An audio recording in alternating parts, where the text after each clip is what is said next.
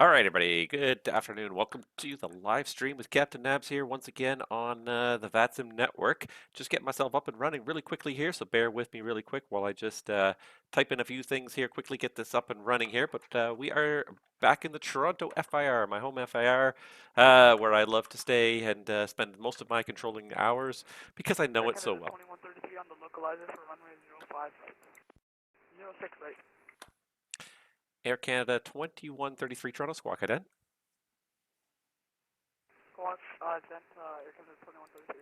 And we got a couple airplanes on the Toronto ground hello, here on the Scandinavia go here. 949, we're at 5,000 I downwind need for you to ILS 6 contact me right. quickly. Whoever you are, you need to call me right now. I guess there was a tower controller online because this one guy referenced a tower controller that was online. And I'm just going to quickly ping a bunch of aircraft that are in or around my airspace. And I don't have everything up here that I need. I need sector inbound list.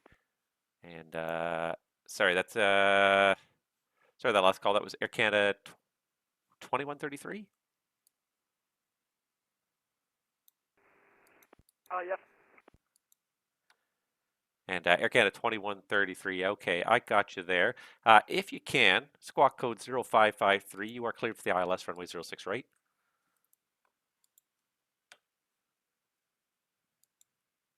Okay, I get the squawk code one more time. Why did I suddenly lose him? Why did I suddenly lose? You guys can hear him? Because I can't hear him all of a sudden. Oh, Scandinavia I heard him. 949, Toronto hello, we're on current heading And I can't hear him at anymore. 3,700. What the heck? I just literally, I could hear everybody and now I can't hear anybody. Yeah. Hold on one second. Let me just check one thing here. Oh, for crying out loud. My headset is failing me here. All right, let's do this. All right, I'm going to put this on. You guys aren't going to be able to hear this very well for a minute here, but sorry. Last call for Toronto. It seems like my headset's failing me. Say again. No problem, Scandinavia 949, we're on our current heading downwind for 6 right. Scandinavian 949, Toronto, squawk ident. Air Canada 2133, can I get the squawk code one more time, please?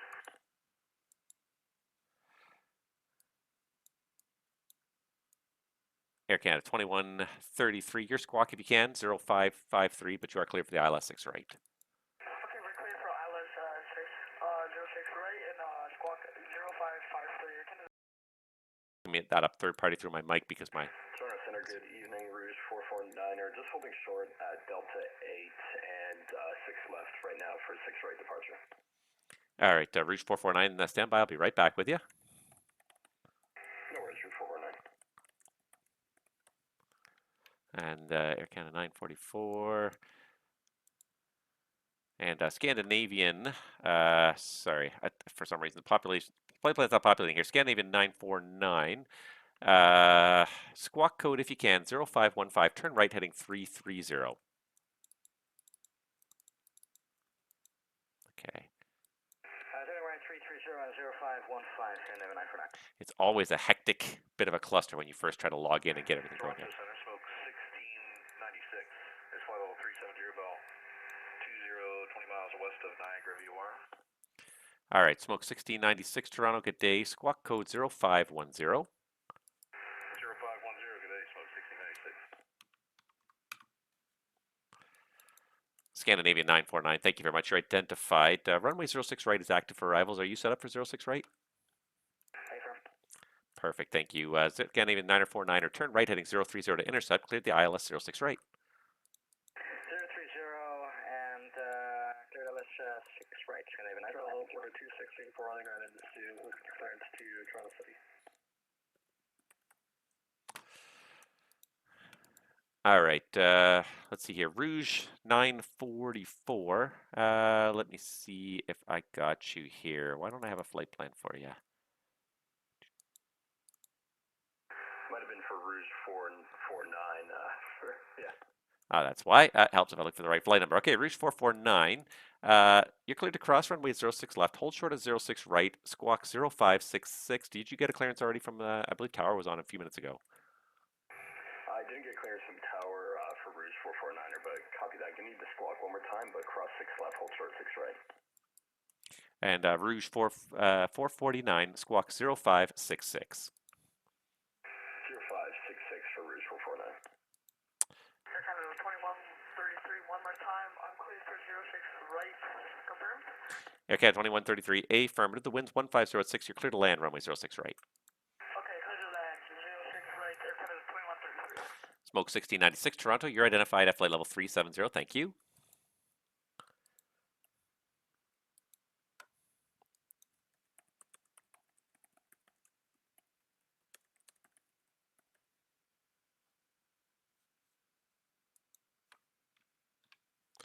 All right, this guy's going direct to Go Pup, so I'm trying to get him turned on route.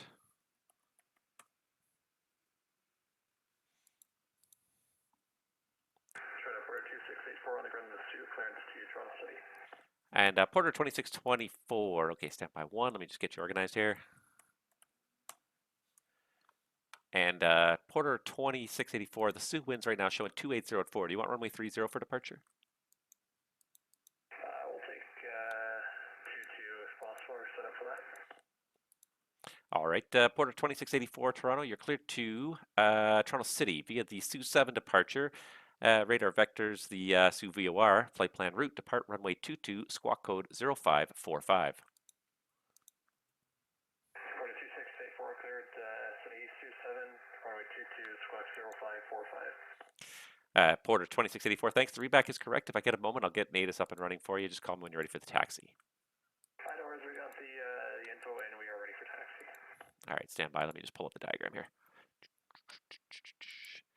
Too much stuff going on too quickly here. All right, I need a diagram for the Sioux here, which I should have. There it is. There we go. Porter 29684, thank you for your patience. Taxi Charlie for runway 22. The altimeter in Sioux 3007, winds showing 290 at 4. Okay, 300722 via Charlie, Porter 2684.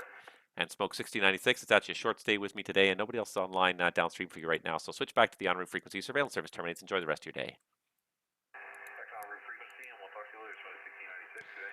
And Rouge 449, are you ready to go now? Rouge 449 is ready to rock. Stand by one.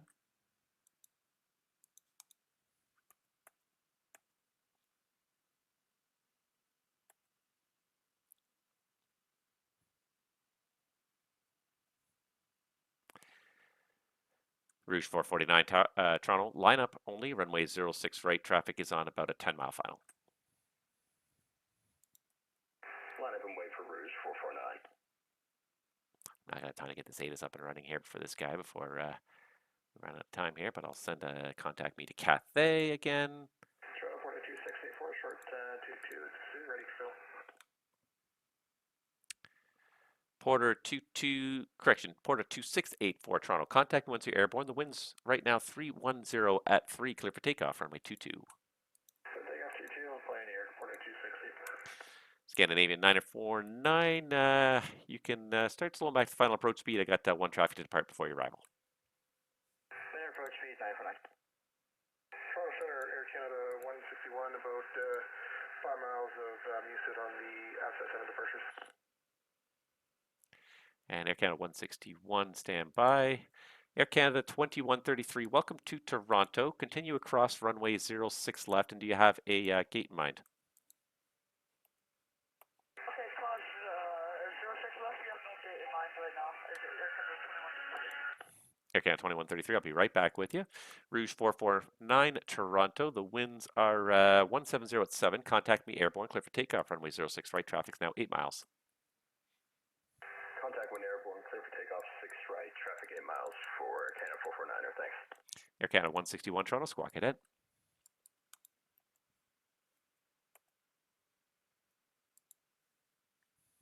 Squawk out in for Air Canada 161. All right, Air Canada 2133, I see you're arriving from Montreal. So we're going to give you gate 135 today. So taxi Delta 5, cross runway 06 left, Delta, Alpha, Alpha Kilo, gate 135. Sorry, can you repeat that one more time? Air Canada 2133, cross runway 06 left, turn left on Delta, and then taxi Alpha and Alpha Kilo for gate 135, 135.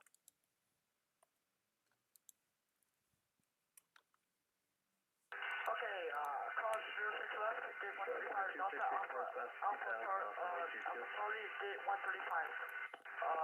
Air Canada 2133. Scandinavian 949er Toronto, the wind's 1707. Traffic is just lifting off. You're cleared to land, runway 06 right. 6 right, clear to land, Scandinavian 949, thank you. Air Canada 161, identified, flight level 360, thank you. Porter 2684 Toronto, you're identified climbing through 2,900. Climb flight level 230 and turn left. Let's see here. Let's make it just direct Buban on course. Okay, flight 230 direct Buban, Porter 2684. All right, have I got everything organized here? Toronto Center, Rouge 449 is climbing 2000.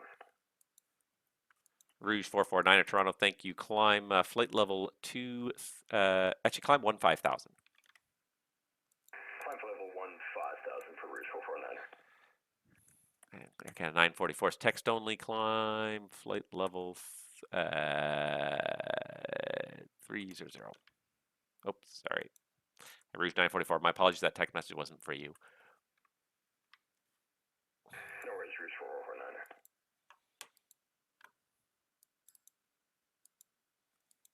All right, I think I've kind of, sort of, already caught up here. Sort of a little bit. But I'm sure behind on something. There's a Timmins departure here I'm going to keep an eye on. There was a guy sitting on my runway. He's gone now. Good, good, good.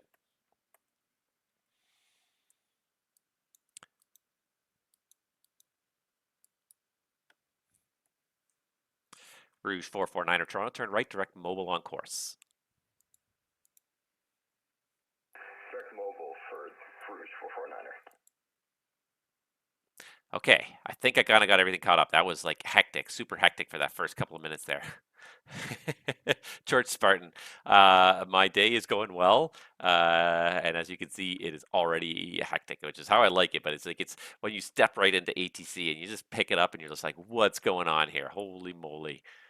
Some days like that, you're just like, "What just happened?" Like my brain just exploded in the last 5 minutes there, trying to get everything organized, trying to get on top of everybody who's here, and make sure I've got everybody under control. And people are sending me messages, and I'm like, I just don't even have time to read it. Yes, please.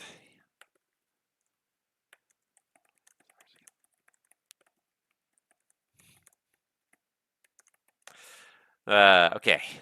Took me 9 minutes to respond to one guy's message, but sometimes that's just the way it is. Like when you first log on to VATSIM, especially if there's just stuff happening. And this just happened to be like an inopportune moment where there was a lot of people just doing all sorts of stuff here.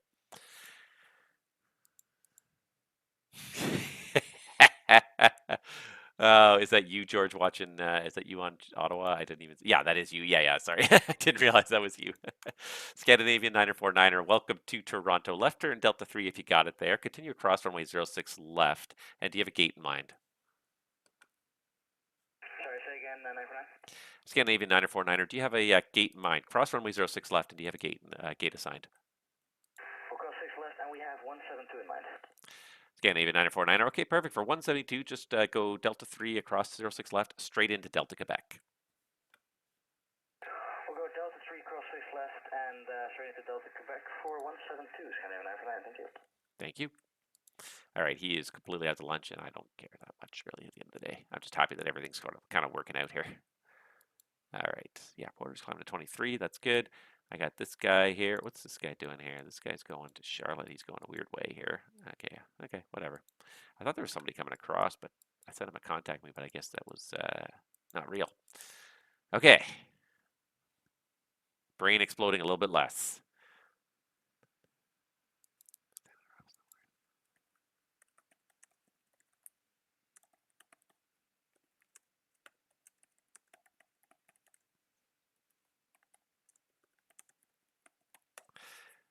Montreal should get online hopefully soon. Good stuff. Okay, so I think I got that all worked out. So the real question is, what happened to my headset here? My headset stopped broadcasting audio into my ear. Yeah, it stopped broadcasting audio into my ear altogether. Like I can see there's supposed to be noise coming out, and there's nothing coming out. And my headset has been on the fritz a bit lately, and it just seems to be getting worse and worse and worse. There is.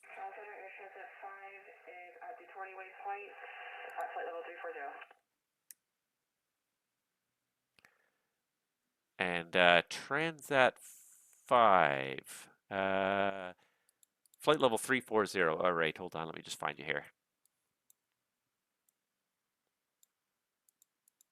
Transat 5, Toronto, squawk code 0546. Squawk 0546, Air Transat 5. Let me see here. So I'm just trying to fix my volume problem here. Nope, that's not doing it. I literally don't know what's going on here. It was working for a second, and then it just stopped working altogether. And like it's showing like output to the audio device, and you guys might be even hearing some of this through the channel here. You're probably hearing that, right? But I am honestly literally hearing none of that.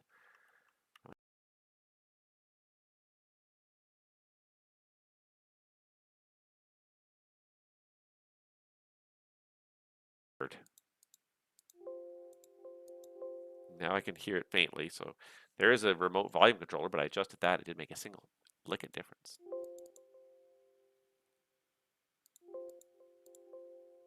Okay, hopefully that's not too loud for you guys. I apologize for that, but I'm literally just trying to sort of make this work here. All right, I might have to reset my audio for a second here. Rouge 449, climb flight level 230.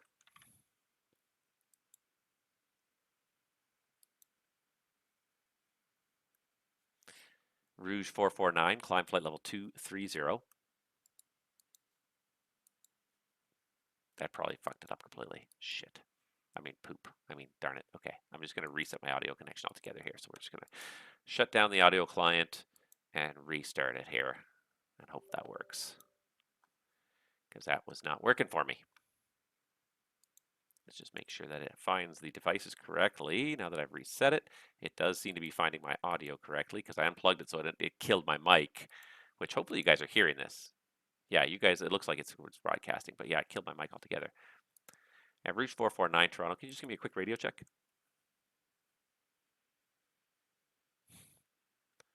And I can see you're transmitting, and I can't hear you. Again, I'm back to this again. Hold on 1 second. At Rouge 449, you can climb flight level 230. Just acknowledge with an ident.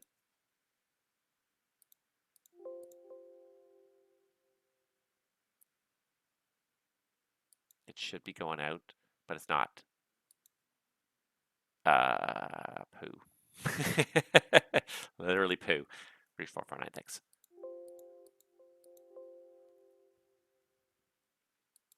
Transat 5 Toronto, you're identified flight level 340. Just having an audio issue here, so I'll be right back with you. Thanks. I don't know why. Roger, Transat 5 Heavy. Sorry.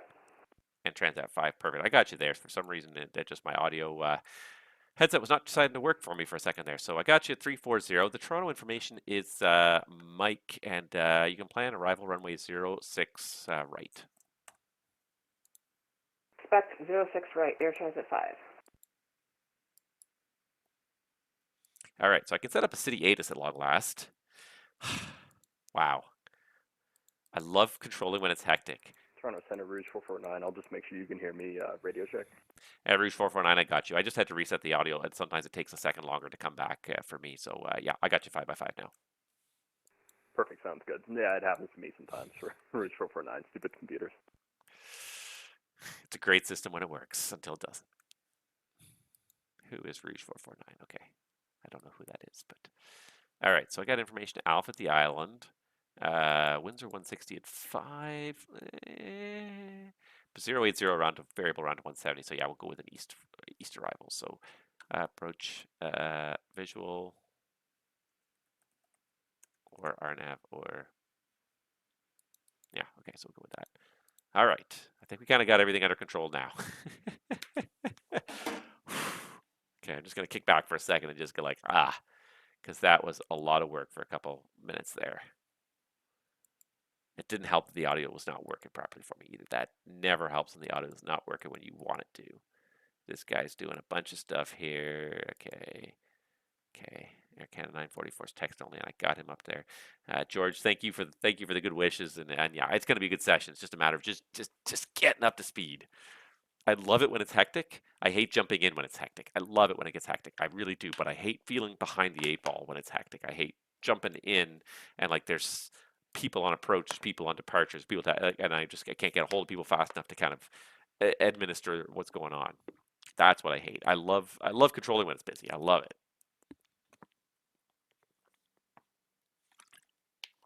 I will take busy any day, but I just need to get up to speed first, and then have at her. Once I'm up to speed, and I know what's going on at all my airports. I'm golden, but it's just a matter of getting up there. So any other IFR arrivals today? I do have a Hamilton, uh, just somebody who arrived. 2133. Thank you for everything and have a great night. Aircat 2133, no problem. Enjoy the rest of your night as well, and we'll see you next time.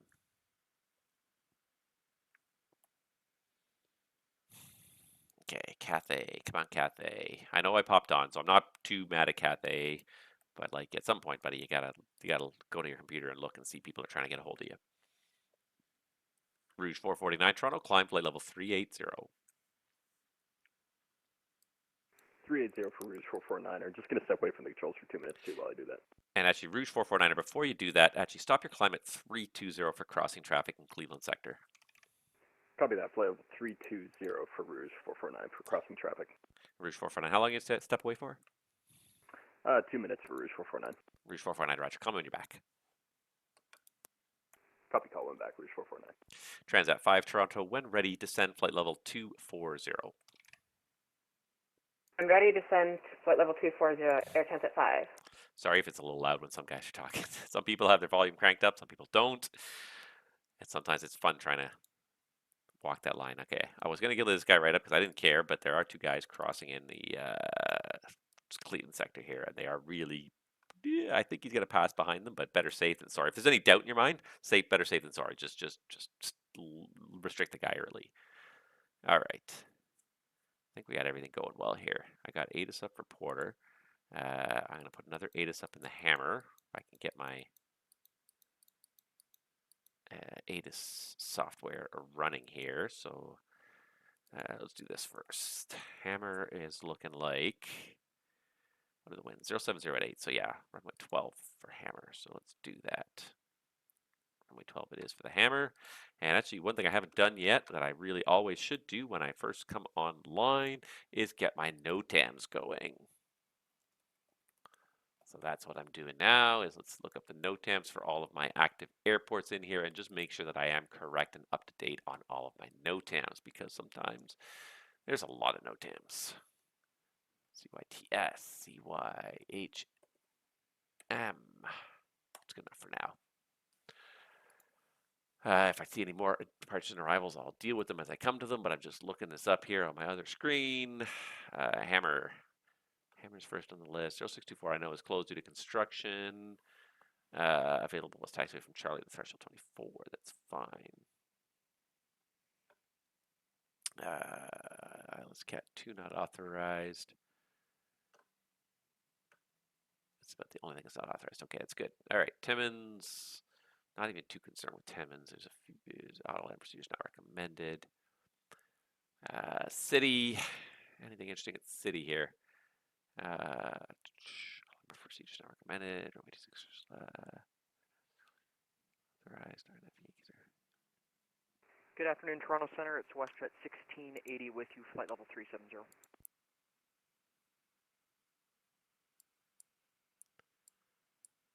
WestJet 1680 Toronto. 370. I don't see you. Let me see if I can find you here. Just coming up near Detroit. All right, WestJet 1680, squawk code 0576. 0576 WestJet 1680.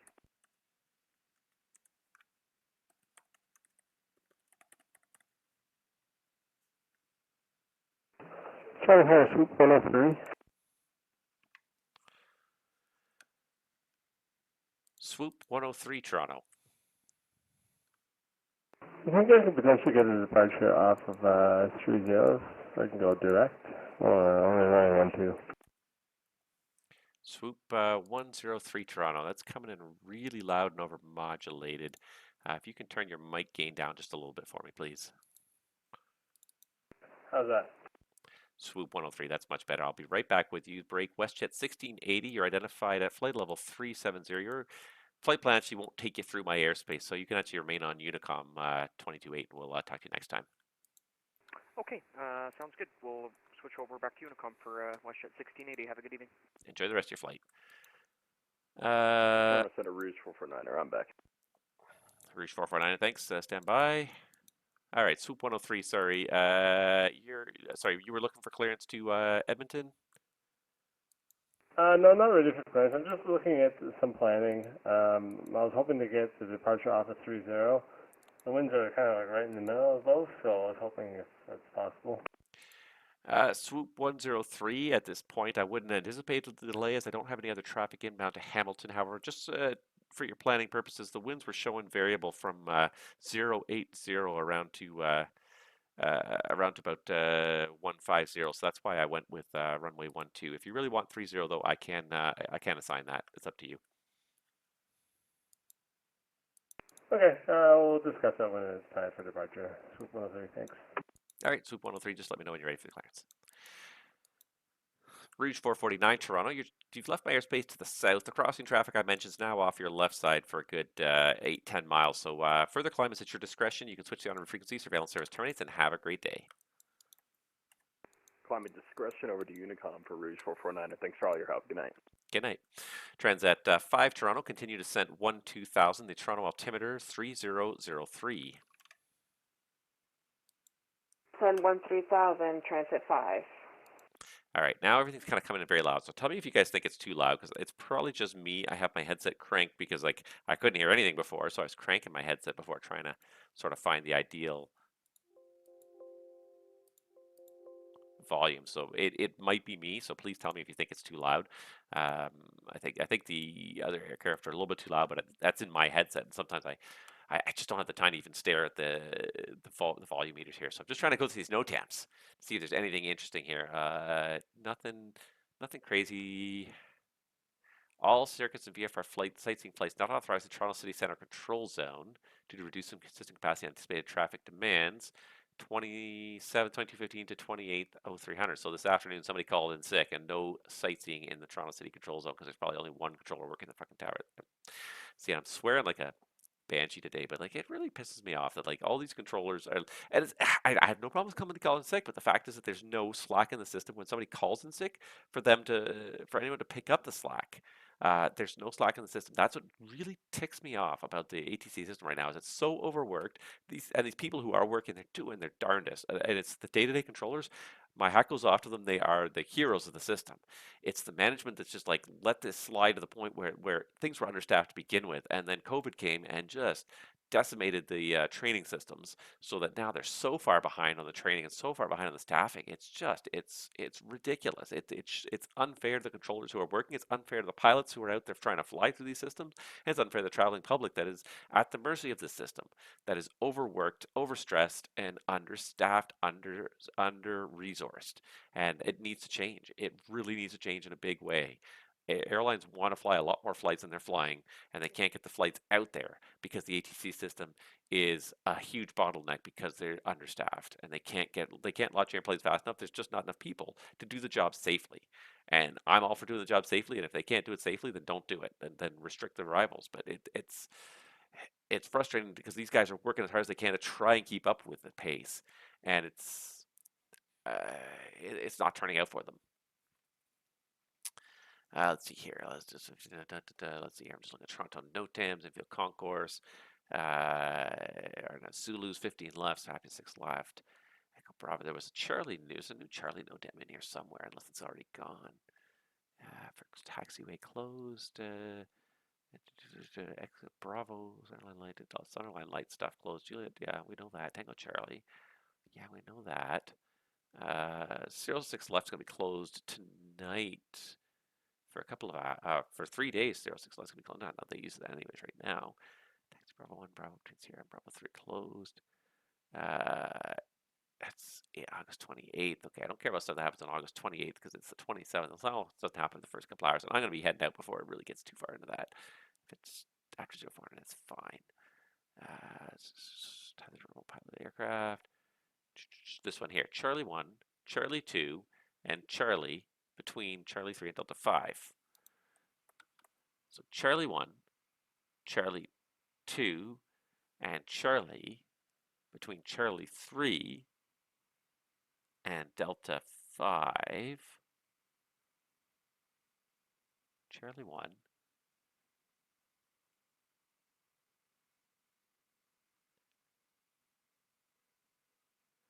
lots of little spots here closed. Delta 5, taxiway echo between Delta and Charlie. Okay, yeah, so there's some of this stuff here. I think some of this stuff is mislabeled. Some of it doesn't make sense. Anyways, whatever. Make it work. Make it work. Make it work. Okay, what do we got going on here? Transat's coming in.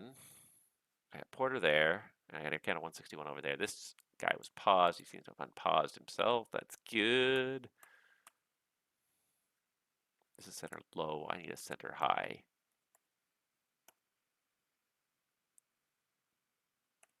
What should be center high? There it is. That's center high. Perfect. All right, so we got Porter.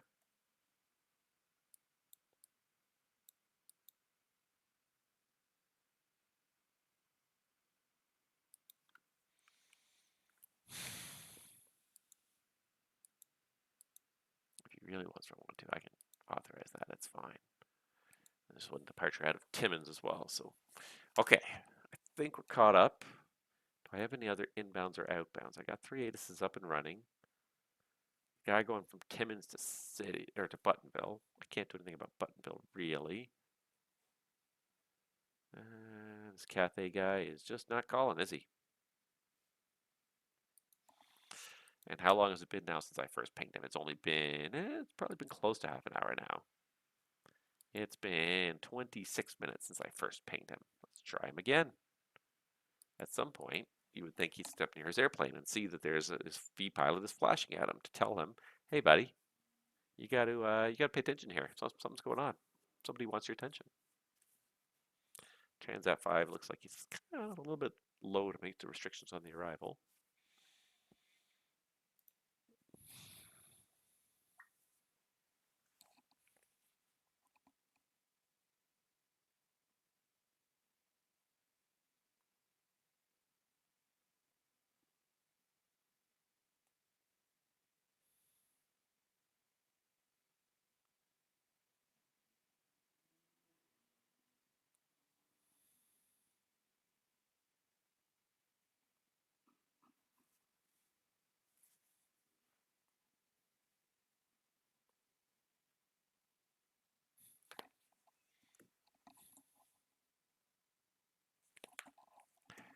All right. I feel like I got a handle on this finally. It took a little while.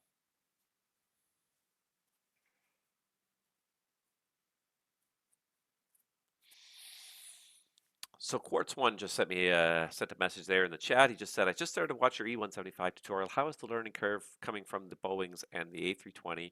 By the way, I have the field there and the MSFS version.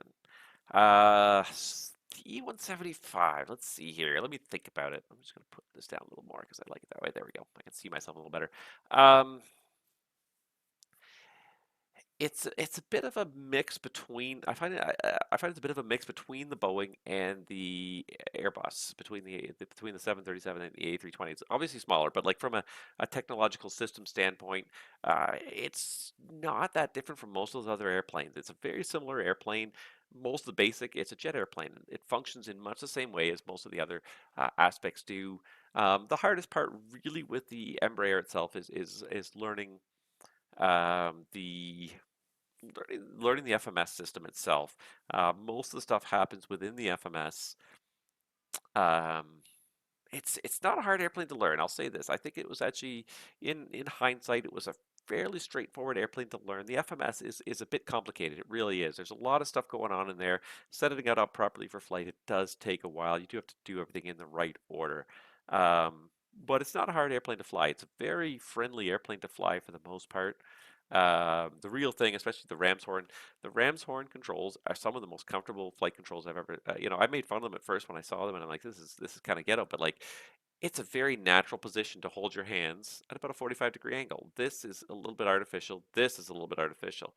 But like at the 45-degree angle where you're holding your hands on the ram's horns, it's a very natural position. It seems weird at first, You spend like 10 hours at that airplane and with the ram's horns in your hand, and it's like, oh, this is a very nice, comfortable feeling airplane. I'm comfortable with this. I like this. Yeah, it's generally it's a very nice airplane. I really like it. Um, yeah, complexity wise, like systems wise, like it's a very straightforward airplane. It's very much like the Airbus in the sense that the systems are fully automated.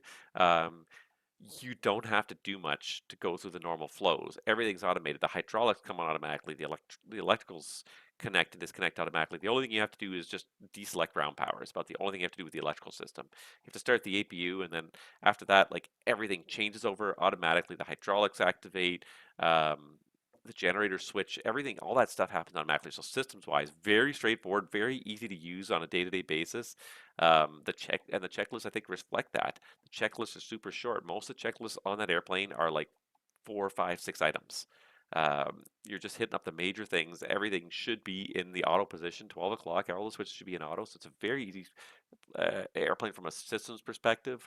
Um, and the FMS I find is not that terribly complicated. It is a little bit different from Boeing and a little bit different from Airbus. It's a little bit its own animal, but it's not overly onerous. And the great thing about the FMS, if you're following it properly, is the 6R key, much like the Boeing, always leads you to the next menu you need to be on.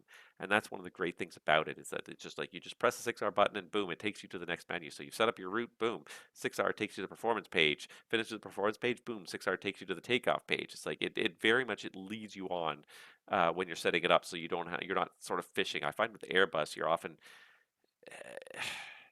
you're fishing and not because things aren't laid out logically, but just because through the initial setup process, there's an order to do stuff in the Airbus that makes sense, but there's nothing that leads you to the next step.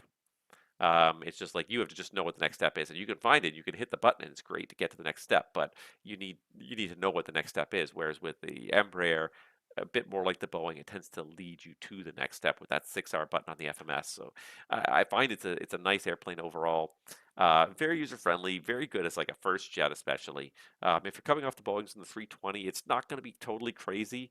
The biggest thing is the FMS is a little bit different. It's closer, I think, to Boeing than to Airbus in terms of trying to learn the FMS. So if you think a bit more like a Boeing person than an Airbus person, you'll probably make out better. But it's not a hard system to learn. I find it's a very user friendly airplane. I've always liked it. I think it's a good airplane. Transat 5 descend 8,000. Send 8,000, transit 5.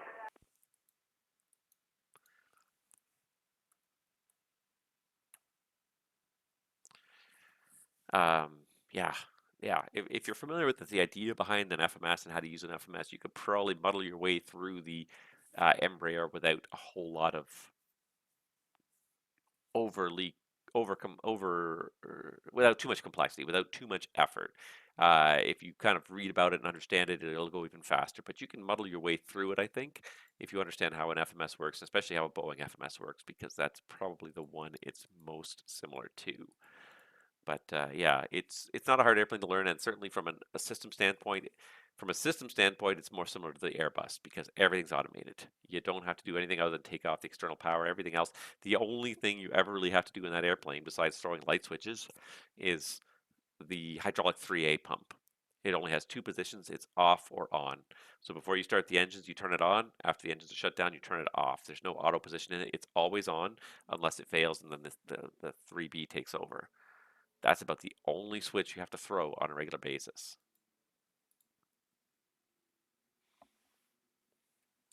Porter 2684 Toronto. The information in city is Alpha runway 08 for arrival. Porter 2684, roger. Porter 2684 Toronto. Plan to cross Buban at 8,000 and you're cleared to descend 6,000 on the altimeter 3003. Okay, descend 6,000, cross Buban at 8,000 on 3003, Porter 2684. And Porter 2684, my mistake, I should have said at your discretion to cross Buban at 8,000. Porter 2684, roger.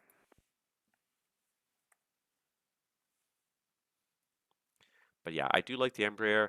I honestly I haven't cracked the the Flight Sim Studios MSFS Embraer for most of the summer, just because I've been so busy doing other stuff and just even trying to I've barely simmed all summer. I've logged a you know, a dozen or 2 dozen hours all summer long. I barely logged any time at all summer. So um, I really should crack it open because they've been continually improving it, and I haven't even, you know, I'm in the beta branch and I'm on the Discord trying to, you know, sort of discuss like improvements and what needs to be worked on and things like that. And it just I haven't even, like I said, I haven't even cracked it. For the first like 4 or 5 months this year, I was pretty hardcore into their development team, and I was, you know, pushing them to really do good stuff with it. But I just haven't even cracked it open for 2 months probably. I should download it because one of these days they're going to update the FMS to be real. The trouble with the one right now is it's piggybacked on the FMS that's in the sim, so it's not great. It's pretty rudimentary. It kind of looks the part, but it doesn't really play the game properly. But they're rewriting it completely so that they have a completely customized FMS that will play the game properly, will look and act like the real thing should. That'll be a game changer when that happens. Those tutorial videos are based on probably a 4 month or 5 month old version of the airplane now, and it wasn't great. It got the job done, but it was not great. It's gotten much better over time now, and I haven't even had a chance to look at it for a little while now. Air Canada 161 Toronto, you leave my airspace to the west. Winnipeg is not online. Switch to the en-route frequency. Surveillance service terminates, and have a great day. Over to you, Tom. Thanks for all the help. Air Canada 161. Take care.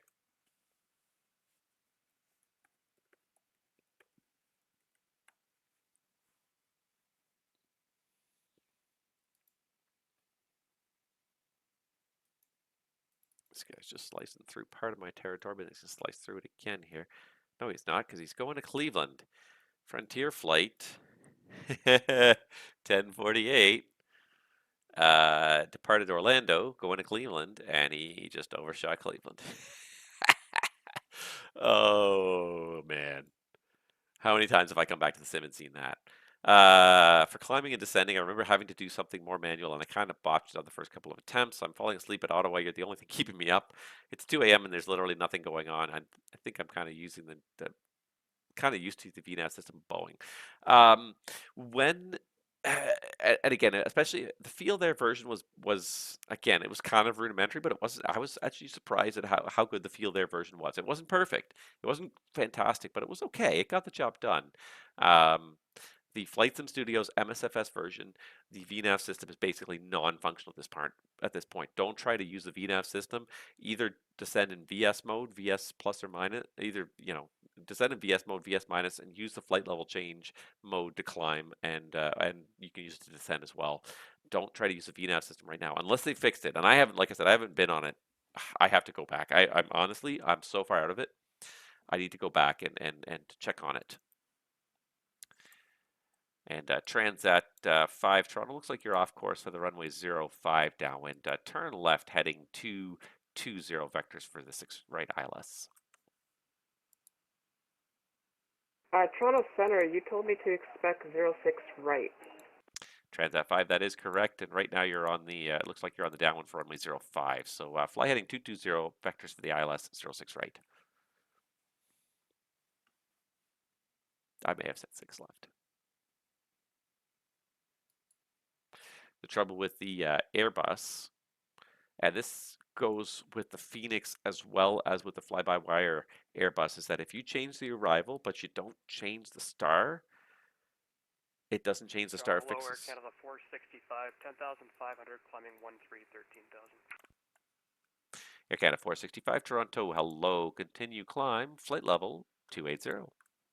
Flying flight level 280, Air Canada 465. And this is a problem with both the fly-by-wire and the Phoenix Airbuses, is that if you change the arrival runway, change the approach, but you don't change the star, it keeps the arrival points for the old star.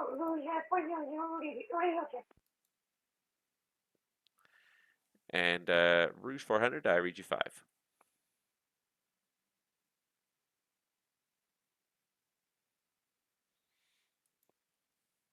So for this example, the guy flying the 321 here, the Transat 321, so he probably originally had 05 programmed in as the approach, and then Rouge 400 Toronto, you're cleared to the Montreal Trudeau Airport via the Dead Key 5 departure, Miglo transition, flight plan route, depart runway 05, squawk code 0577.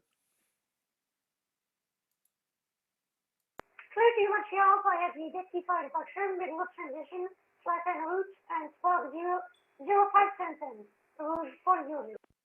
Rouge 400, thank you. That readback is correct. Call me when you're ready for the push. Information Toronto is Kilo.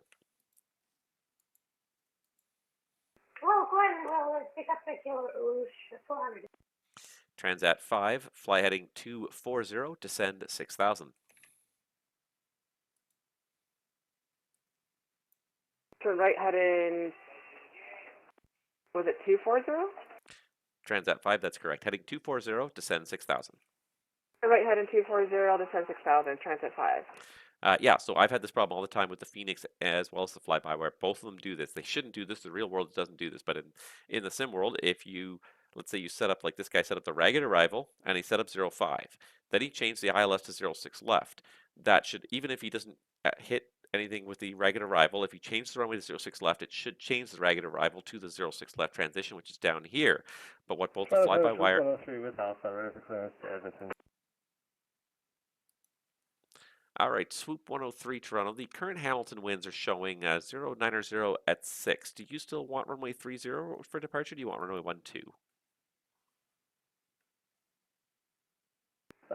Let's go 30. All right, Swoop 103, you're cleared to Edmonton via the Monroe 2 departure and radar vectors to Newber flight plan route. Depart runway 30, squawk code 0526. What's this guy doing here? 240 heading this way. Alright, Swoop 103 cleared to the Edmonton Airport via the Newber route. Vectors to Newber. Monroe 2 departure off on 20, squawking 0526. Swoop 103. Swoop 103, thanks. That readback is correct. Push to start is at your discretion. Call me ready for taxi.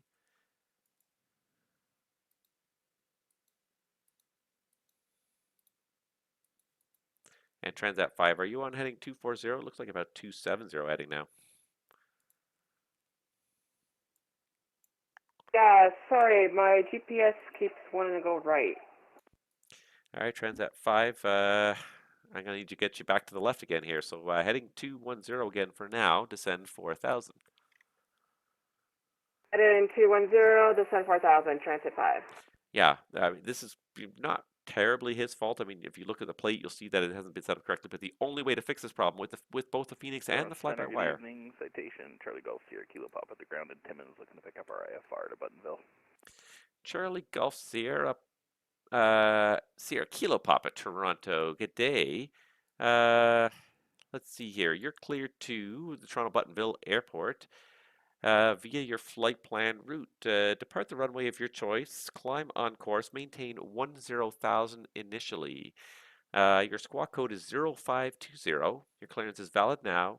Cancelled if not airborne by 2340 Zulu. Cleared to Buttonville via file planned route up to 10,000 initially. We're going to take off of 21 out of Timmins and squawking 0520. Clearance valid to 2340 Zulu. Charlie Golf, Sierra Kilo Papa.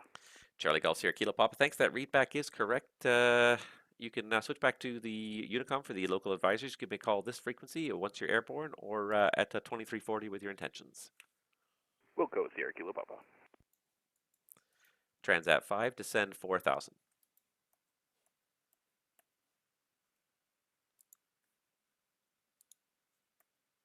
Descend 4000, transit 5. Yeah, so the only way to fix this in the Airbus, and I've run into this problem many times as an Airbus flying the Phoenix and the fly-by-wire, and the only way to fix it, to force it to pick the other route, so if you were on the 05 transition, to force it to pick the 06 left transition, is to actually pick another star, let it fly the whole thing, let it program the whole thing, and then change your flight plan again back to the original star. Look, the winds are looking fairly calm for us. Any chance you can plan the straight in 26?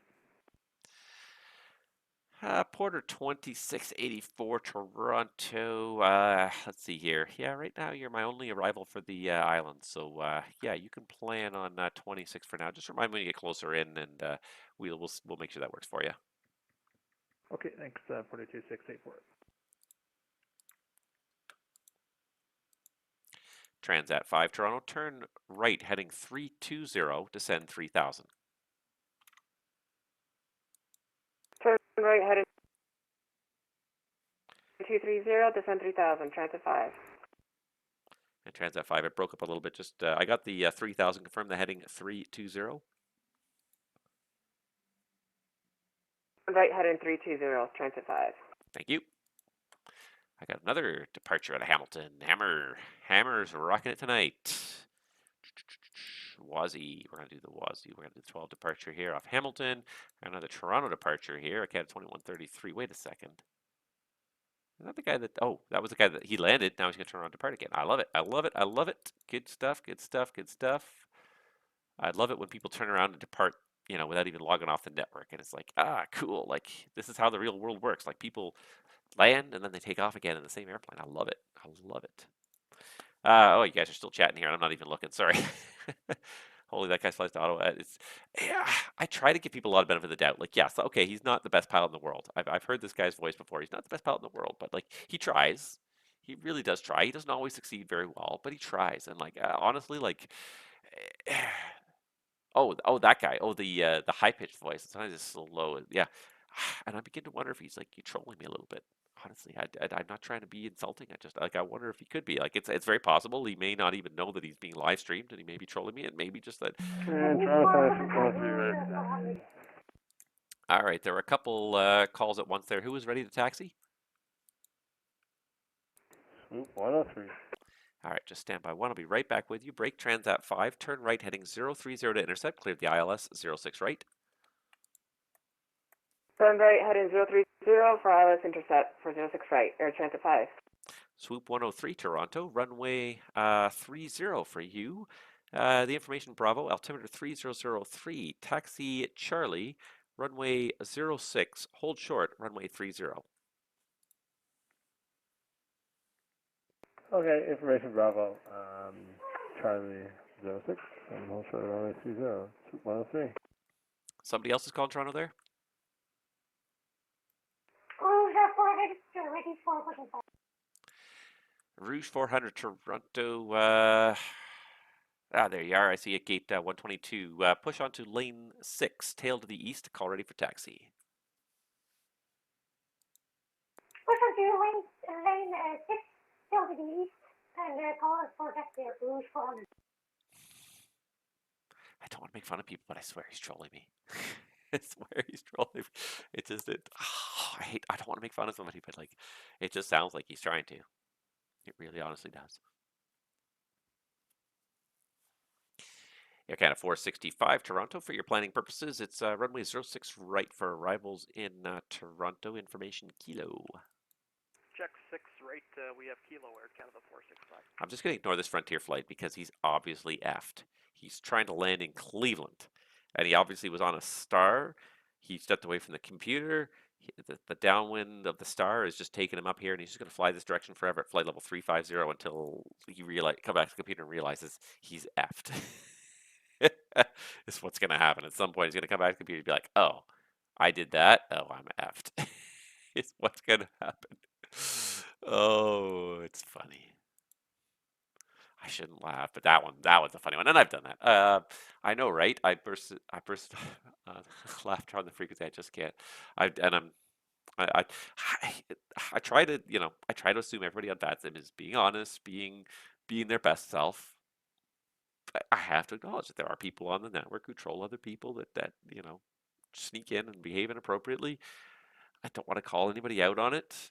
I'm not going to call a supervisor or anything on it. I'm just going to deal with them like I would anybody else. But I just, in the back of my head, I'm wondering, and I'm not, and I hope I'm not being a jerk for wondering that, But you say he sometimes comes on super high and super low if he's on the same VATSIM ID. That's really weird because like, even if it's like two people in the same household, like each person should have their own VATSIM ID. You shouldn't be piggybacking on somebody else's VATSIM ID. So, anyways, I don't know. Transat 5 Toronto, the wind's 1605, clear to land, runway 06 right.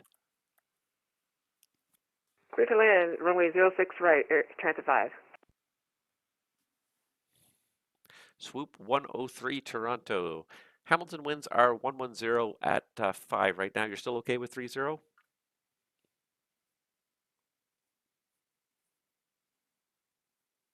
You said sorry, say the winds again for Swoop 103?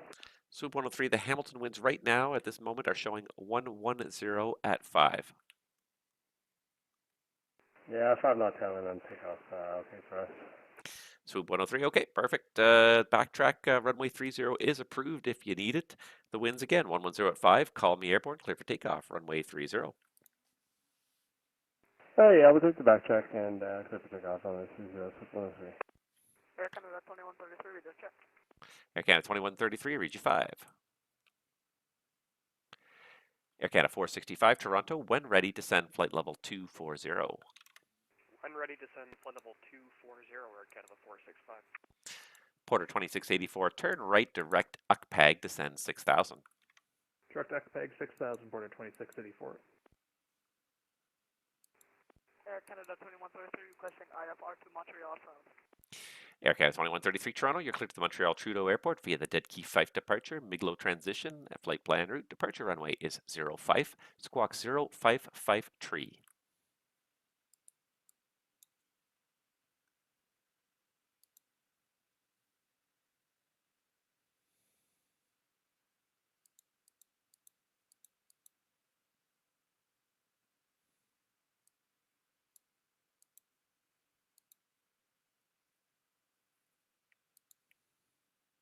Air Canada 2133, did I say anything there? And Air Canada 2133, no, I didn't hear a read back from you, but you are cleared to Montreal Trudeau via the Dead Key 5 departure, Miglo transition, flight plan route, departure runway 05, squawk code 0553. My apologies, you cleared to Deckley 5 Miglo transition, runway 05, flight plan route, squawk 05531. Air Canada 2133. And Air Canada 2133, I just want to make sure you got the squawk code right because I heard 5 digits. It's 0553. 0553, my bad, Air Canada 21.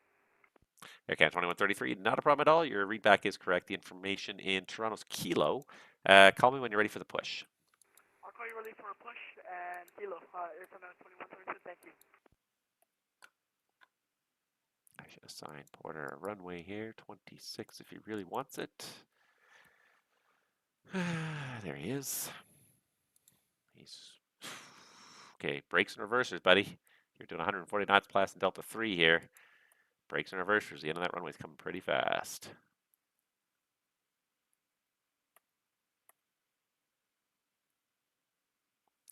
Transat 5, welcome to Toronto. Continue Delta 5, cross runway 06 left. And which gate are you parking at? Gate's gonna be Charlie 30.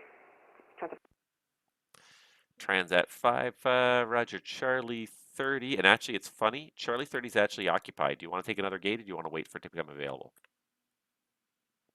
Is the next gate beside it available to the right? Yeah, Charlie 31 is available. Somebody just spawned in just 5 minutes ago on Charlie 30. Transat 5, taxi across runway 06 left. Turn left on Delta, Alpha, and enter the apron at Alpha Juliet for gate Charlie 31.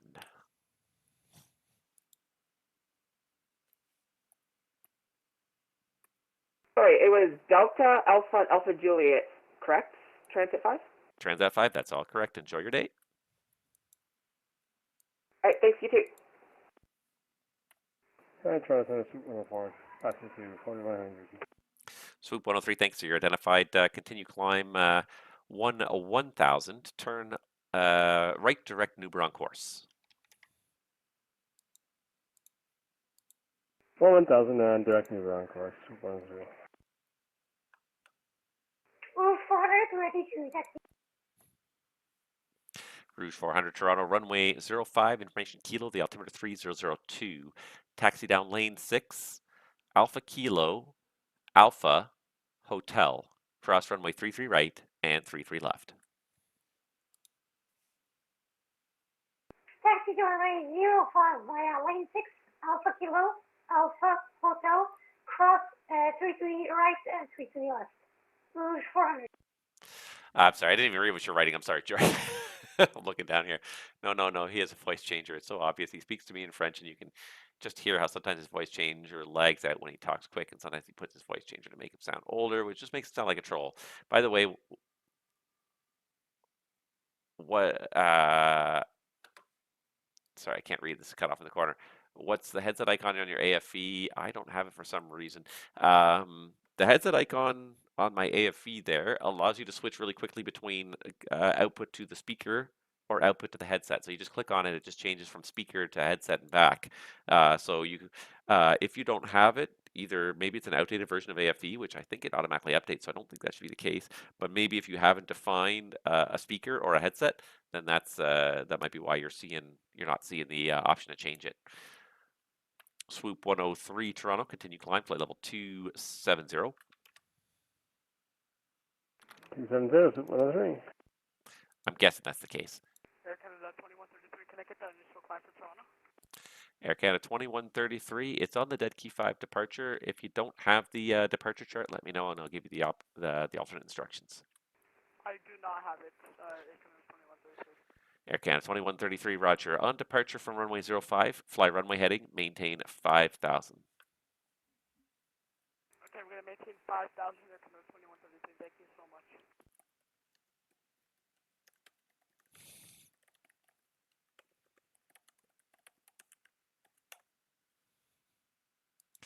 All right. So Swoop's there. Frontier flight is so far from Cleveland.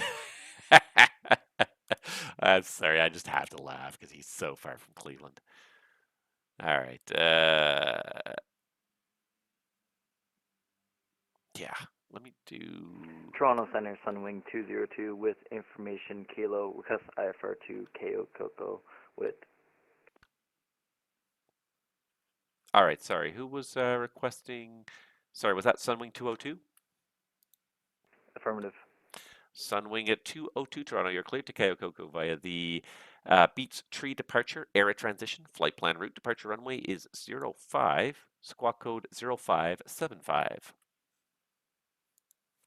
Cleared to the KO Coco Airport, please. It's not hard, easy to say. B3 departure, air transition, flight plan filed, departure 05, squawk 0575, Sunwing 202. Sunwing 202, that readback is correct. The information in Toronto is Kilo. Give me a call when you're ready for the push.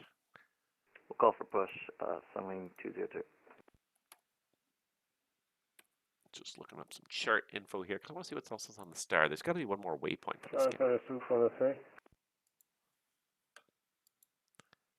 And Swoop 103, go ahead. Just going to step away for 2 seconds. I'll be right back. Swoop 203, roger. Let me know when you're back.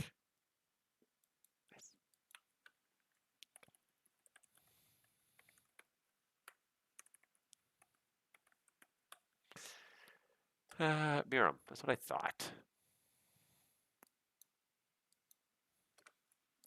Porter 2684, turn right direct Miram. For Porter 2684, any chance to go direct to Puri for the RNAV X-ray 26? Stand by. I just want to see where Vipri direct will put him. Porter 2684, it's approved. Direct Vipri, descend 4000. Vipri 4000, Porter 2684, I think. Air Canada 465 Toronto, continue descent 1000 to Toronto, altimeter 3002. Send 111000 on 3002, Air Canada 465. I thought I changed this guy's altitude, but apparently I did not. So there it is. I know I gave it to him in the tag. Okay, there's Transat 5, there's Rouge 400. Everybody's looking nice. So I can probably close the Sioux view. In all honesty, I probably will not see anybody at the Sioux again. I give it better than 50-50 odds. I will not see anybody at the Sioux again. Okay. Cayo Coco. I know, but for some reason I can't say it. Cayo Coco. I don't know why I can't say it. Yes, if you don't have a secondary device assigned to AFE, then yeah, that's why. I like it because it's just quick. It's easy. Like I have my speakers. Normally I like my speakers most of the time. I don't like to have the headset on a lot of the time, but for the streaming it's better because then I can feed the audio into the speakers or into the headset. You guys can't hear it except through the system. Whereas if I feed it to the speaker comes through the streaming software, but then you'll also hear the echo as it comes from my speaker and kind of echoes through the mic and goes back into the streaming software. You'll hear that a second time. So like I found that oftentimes there was a little bit of an echo. It was quiet, but it was faint, but there was an echo in there. So, but it's nice because like, especially if you're just sort of, you're out there for the day or whatever, you're like, I don't want to wear my headset for 10 minutes or something. I just want to take it off, or even just like you can put it around your neck like this and you can just have like, you can have the like the mic in front of your face, but you can have it off and like, oh, my ears, like it's nice and cool now. Actually, it's not as hot in this room as I thought it was. Wearing a headset all the time. So you know, just a click of the button and boom, you switch from your head speakers to your headset. I like it a lot. But anyways, that is neither here nor there. Porter 2684 to send 3,000. 3,000, Porter 2684. Let me just pull up that RNAV chart while I'm at it.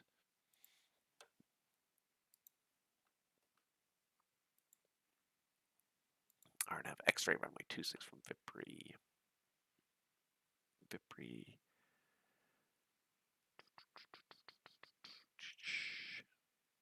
Everything is below 2,000, but I can't get him below 2,000 until he crosses the lakeshore. I can't even see the lakeshore on this because I don't have the geo.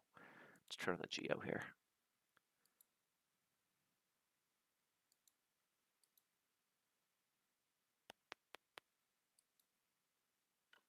That didn't do anything.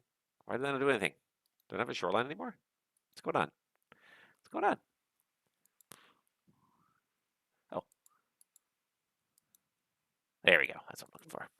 Cross the shoreline, get you down 2,000, buddy, but not till then. Okay, we got lots of departures on the go here. Yeah, you'll hear the echo. So I stopped doing that a long time ago, but it's nice because you can switch back and forth really easily, and especially like if you're not streaming and you want to switch back and forth, you want to put your headset off for a second. Boom, you click one button, you're on speakers. ready to go, runway 05.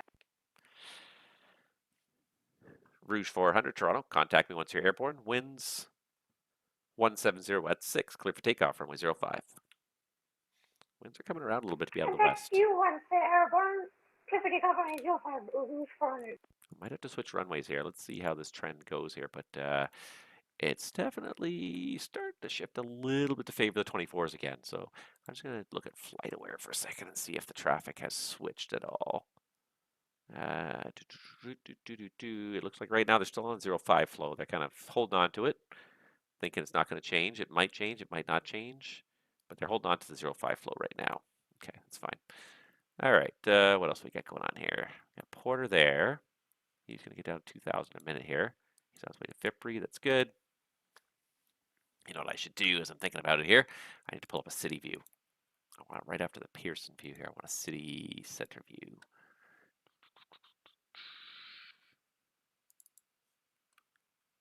There we go. Nice. Thank you. Love it. Love it.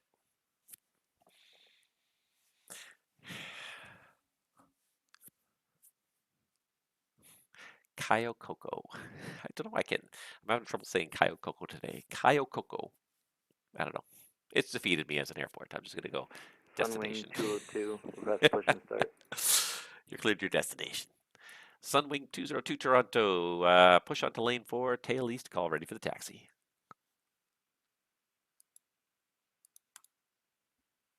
Push onto lane 4, tail east, call for taxi, Sunwing 202.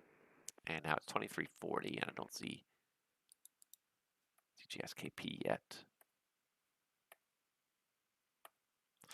Gonna give about one more minute. Porter 2684 Toronto to send 2,000 via Vipri, cleared RNAV X-ray runway 26. 2,000, clear the RNAV X-ray 26, Porter 2684.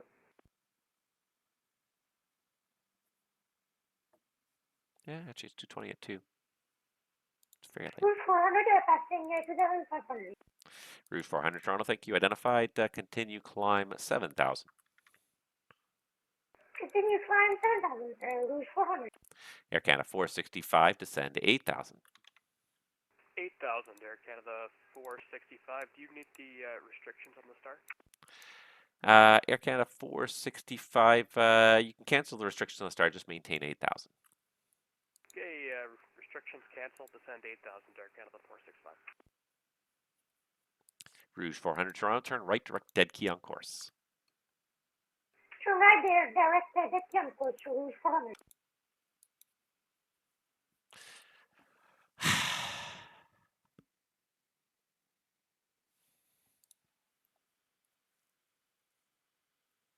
Lots of planes parked over here. Who's this guy? Air France 911. Charlie Golf Sierra Kilo Papa Toronto. You up on frequency? Oh, he just made it in the nick of time. It's 23:41. He's just getting airborne now. And I gave him 20 minutes. Like, that's a long time to give him.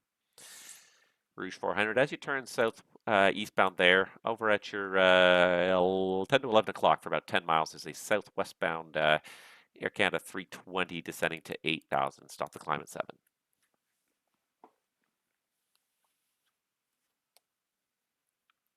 Looking for the traffic here, Rouge 400. Air Canada 465 traffic at your 12 o'clock for about 10 miles is a southeastbound 320. He is level at 7,000. Stop your descent at 8. Air Canada 465 looking. Swoop 103 Toronto, continue climb, flight level 340. 340, swoop 104. I think it's going to be fine, but I just want to be sure. Got another airplane in Hamilton. People just coming out of the woodwork in Hamilton today. I like it. Porter 2684 Toronto. The city winds 230 at 2. Clear to land. Runway 26. Clear to land 26. Porter 2684.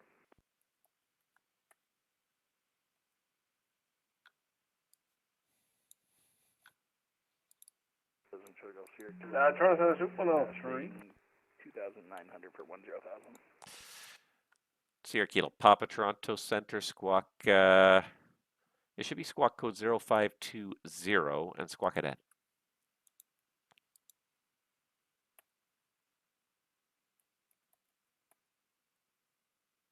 Squawking ident.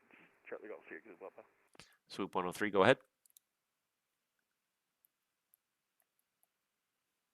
I believe you have my cruise at 340, but fuel burn is a little bit more favorable at 360, so that's available for us today.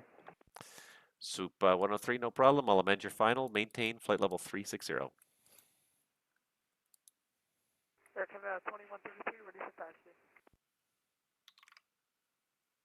Swoop 103, confirm climb flight level 360. Yeah, 360, swoop 103. Rouge 400, climb flight level 230. Trouble 230, Rouge 400. Air Canada 2133, requesting taxi. Air Canada 2133 Toronto. Make sure the transponder's on. Which gate did you push off of? Gate 133 and transponder will be on. Looks more like gate 163 to me if it's the right airplane.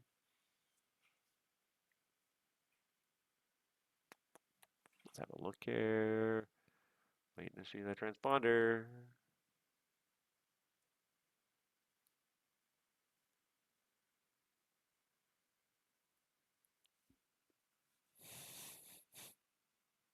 Negative 164, Air Canada 2133.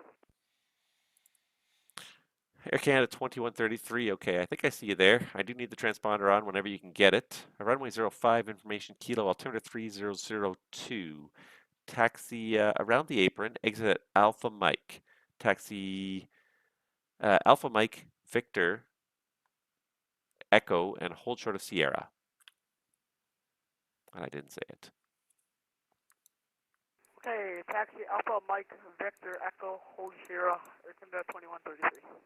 Okay, 2133, that's correct. I didn't say it, my apologies, but you're cleared to cross runway 33 right. Okay, we're cleared to cross 33 right, Air Canada 2133, and I'll get transponder on right now. Sierra Kilo Papa Toronto, you're identified. Continue climb, flight level. Let's see here, you're going up to 450. Climb flight level 450, you can proceed on course.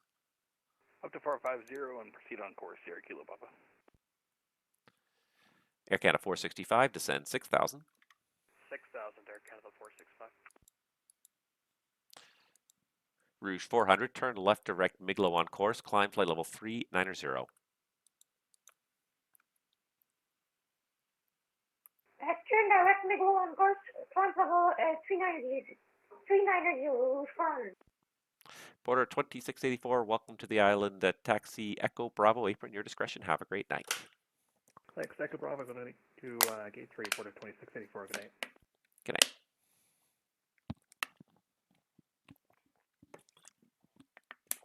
Yeah, the one exactly the one day no students have connected is the tower at Hamilton, and I've got I've had one airplane depart. I got 2 more departures on the ground. Always the way. Always the way. Air Canada 465 descend 4,000. 4,000, Air Canada 465.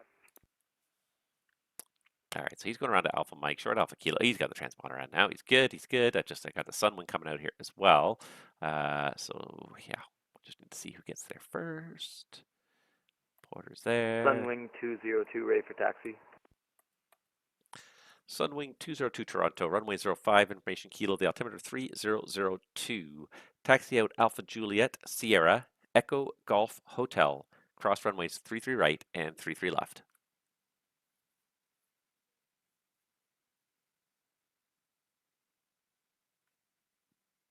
Taxi to runway 05, Papa Juliet Sierra Echo Golf Hotel, cross 33 right, cross 33 left, Sunwing 202.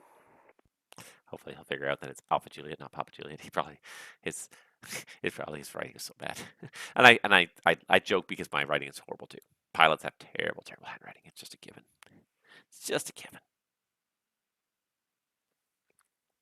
Air Canada 465, turn right heading 330, descend 3000.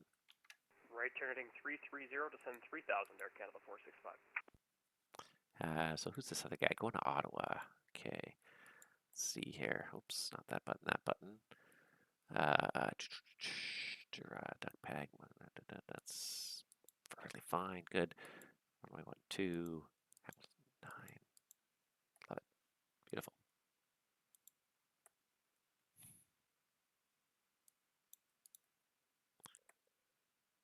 Busy enough. Definitely busy enough for me. I like it. Good. I was worried. Toronto, November 767, Charlie Juliet, just looking for radio check. November 767, Charlie Juliet, Toronto, Region 5. Roger, and 767, Charlie Juliet, looking to pick up our IFR to Ottawa to Bravo. November 767, Charlie Juliet, Toronto, you're cleared to the Ottawa International Airport via the Hamilton 9er departure and radar vectors Durat flight plan route. Departure runway 12, squawk code 0567. Alright, and 767 Charlie Juliet cleared to Ottawa via the Hamilton 9er departure and then radar vectors Durat flight plan route. Depart 12, squawk 0567. November 767 Charlie Juliet, that readback is correct. Information in Hamilton is Bravo.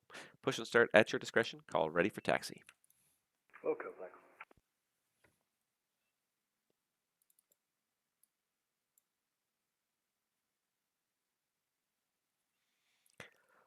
All right. Let your guard down for a second. All of a sudden, you're snoring. Oh, shoot. And Air Canada 465, my apologies for the late turn. Turn right heading 090 to intercept. Cleared the ILS 06 right. Okay, right to 090 for the intercept. Too much stuff going on. 6 right, Air Canada 465. Look away, and then you get distracted, and that's exactly how it happens. This is why controllers can't be doing this much work in the real world. It's one thing when we're simming and we're all just having fun and goofing around, but in the real world, we can't have controllers doing this many jobs. And nobody covers this much in the real world at all. But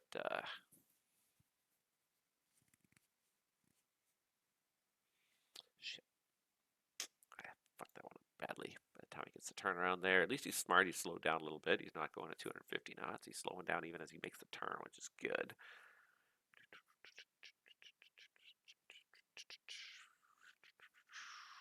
It's a beautiful day, right?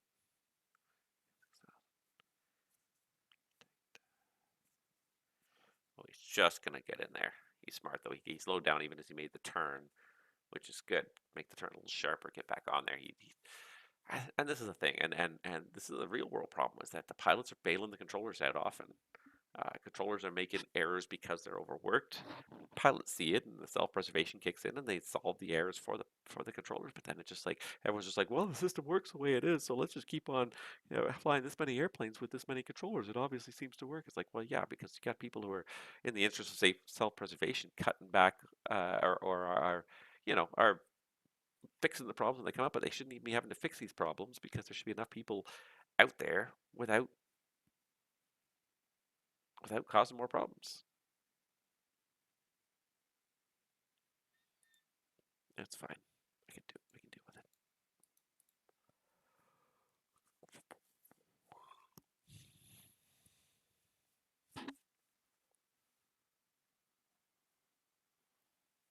Air Canada 465. Sorry for the bad intercept there. Appreciate your help. The wind's 160 at 4. Clear to land, runway 06 right. Hey, no worries. We made it work. Clear to land, runway 6 right, Air Canada 465. Just that the pilots are making it work because the controllers, and it's not the controllers are failing, but the controllers just overworked and they have to make it work somehow. Air Canada 2133, continue taxi, Echo Golf Hotel, cross runway 33 left.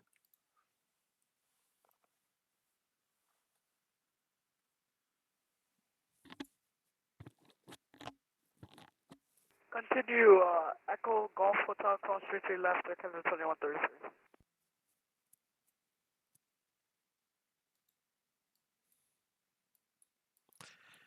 Swoop 103, direct Sault Ste. Marie VOR on course.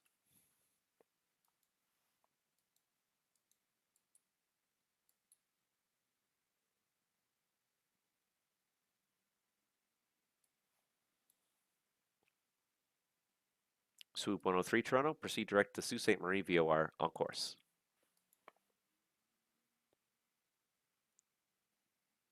Or not, whatever. Whatever. Head Shoot Man 15, hey, welcome back. Nice to see you again. I've been pretty good. Just hectic summer. I enjoying it.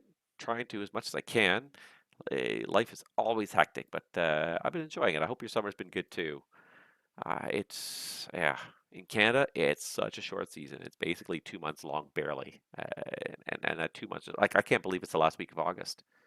School starts in like 10 days. Like that just like blowing my mind right now. I'm like, oh my God, like what happened to the summer? I blinked and summer was gone. I did so much, I worked so much of it, and then when I was home, I was working on so many projects around the house, trying to get stuff done while the weather's nice. That just like I just turn around and like summer's gone. My kids is like I feel like I haven't seen my kids also. I barely spent time with them because uh, it bugs me. It's just like I feel like I'm always working. I don't get any vacation during the summer. Not one single week, not one single day of vacation during the summer. Just regular days off from work. And then like we're trying to cram vacation and summer activities into these days, and it's like I'm exhausted every time I go to work because I've been doing even more on my days off than I have been doing while I'm working because it's so many, it's so few days and so much to do.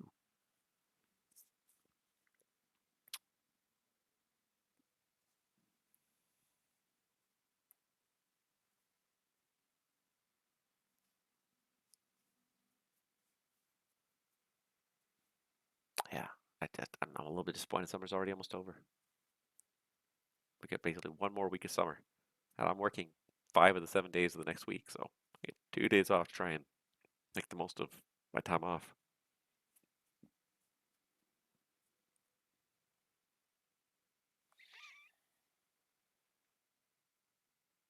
Air Canada 465, welcome to Toronto. Next left on Delta 3, continue across runway 06 left, and do you have a gate assigned? Delta 3, cross runway 6 left. We're going to gate 140 for Air Canada 465. Air Canada 465, roger. Taxi Delta Alpha Alpha Lima for gate 140. Delta Alpha Alpha Lima for 140, Air Canada 465. Thanks for the help. No problem, thanks for flying. All right, swooped in once for direct, that's fine. I feel the same. Last 1 month I've been preparing for IELTs and working, and yeah, I just feel like summer's just vanished this year. Really has. What do I have to show for it? I did a few projects around the house. Nothing like crazy substantial that people are really gonna notice even. Like I've done projects in the past. Like I built a whole deck last summer. Last summer I built a whole bloody deck. I did about 70% of the work myself. 30% of the work was done by other people helping me. But like there were days where I was just like out there by myself, just toiling away on various aspects of it. Was put up the railing or leveling stuff. Like there was a number of days where I was just out there by myself, and I'm okay with. Like I don't mind that. I'm not mad about that. But at least I have something to show for it at the end of the day. Like the deck is something that people see and they look at it like, oh, that actually looks really nice. Like you did a really good job on that. Like I get a lot of compliments on it because it's a very obvious thing. The projects I've done this year, I think the other thing too is like I've spent a lot of time working on various projects, little tiny things though that people aren't going to see. I reshingled this. I spent the 3 days in the last 2 weeks reshingling the roof on my shed in the back corner of my yard. It's hidden underneath all these trees, and it needed it because the shingles were just like on the one side were disintegrating. You stood inside the shed, you looked up, you could see daylight, so it needed to be done. But it's one of those things. It's like it's a thankless thing that nobody's going to notice. Like I replaced it with the exact same plain brown shingles. It's nothing exciting. It's a shed. I don't care. It's just like I just need it to be done. So it's it keeps the rain and the snow out all winter long. And it's but it's one of those things nobody's going to notice it because it's hidden in the back corner of my yard behind all these trees. Nobody's going to notice it unless I point it out. So like I feel like this year, like I feel like I have very little to show for it the summer either, just for that reason. Like I feel like it's just yeah. Sunwing at 202 Toronto. Contact me once you're airborne. The wind's 180 at 6. Clear for takeoff. Runway 05. Clear for takeoff 05, Sunwing 202, we'll call airborne. Yeah, I just feel like I've worked the whole summer away either at work or just working on projects. And like my kids, I don't even know what my kids did all summer. I don't even know what they did. I didn't keep track of it because like I just was working constantly on one thing or another. When I'm home, it's just like I'm out in the morning to go and do something, and like all day I'm outside. I come in for lunch, and then that's it. Back outside for another like 4 or 5 hours of working on whatever project. I'm just like I'm sweating. I'm exhausted by the time I get in. I'm done. I'm like I don't have the patience to do anything else. Yeah. Anyways, I wish summer was at least another month longer. Yeah, I feel like I won't say I've wasted the summer because I have. Like I've done something. I've had like a couple of times where I've got actually able to get to the in-laws cottage with the family. Like spend 3 days this week, 3 days a different week. Um, here and there, just trying to stitch together enough days off that I can make the trip worthwhile. Because it's not a short trip; it's a pretty long drive, so you got to get at least a handful of days, three days or more to make it kind of worthwhile. Gone to Canada's Wonderland a whole bunch of times too, which is actually good. Like I think we've gone 4 times so far this summer, which is actually pretty good. Get the season pass. You just want to go enough times to really kind of make it worth it. So I think we kind of made it worth it this year. But just yeah, just I don't know. I feel like the rest of the in between time, I get it just I just don't even know where it's gone. All right, he's going up. He's going to go in Alpha Lima for gate 140. Nobody else has called for a clearance. I got all these people, on the ground prepping for departure. You planning any holiday? No. My next vacation is the week before Sunwing Christmas. 202, airborne, passing 1000. Sunwing 202 Toronto, thank you. Identified. Climb 15,000. Climb 15,000, Sunwing 202. Yeah, I got nothing in the works. I was trying to sort of stitch together something where like I could take the family with me while I was working. It's about Toronto 767 Charlie Juliet, ready for taxi 12. November 767 Charlie Juliet Toronto, runway 12, the information Hamilton Bravo, altimeter 3003. Taxi apron at your discretion. And Charlie, cross runway 06, hold short 12. Alright, we'll taxi to 12 by apron on discretion, Charlie 06, short of 12 for 767 Charlie Juliet. So yeah, I would love to kind of plan something, but I got no time off until December, and then it's like I don't even want to think about traveling in December. It's going to be another nightmare again. The summer has been really tough on travel. It's good to see the airlines have come back, but like the flights are all full all the time. Oh yeah, and I really want to travel. I really want to take my family places. I feel like I can't anymore. Sunwing 202, turn right direct mobile on course. Right direct mobile on course, Sunwing 202. Air Canada 2133 Toronto. Contact me once you're airborne. Winds 170 at 6. Clear for takeoff. Runway 05. Alright, clear for takeoff 05, I'll call you once airborne, Air Canada 2133. Now we're getting a few more airplanes. We're getting kind of hopping here. Rouge 400 Toronto. When ready, descend. Flight level 290. Alright, different level 290, Rouge 400. Yeah, and I would like to just take my family, and it's just like, yeah, travel, like, it's just insane this summer. Like, the load factors in the airlines are north of 90%. Like, trying to find an open seat in a flight, certainly a cheap seat. If you didn't book it 9 months ago, you're not finding a cheap seat this summer, that's for sure. I'm hoping that kind of as we go into the fall and kids go back to school, it's going to be a little bit more normal. It'd be interesting to see what happens though this summer, or this fall.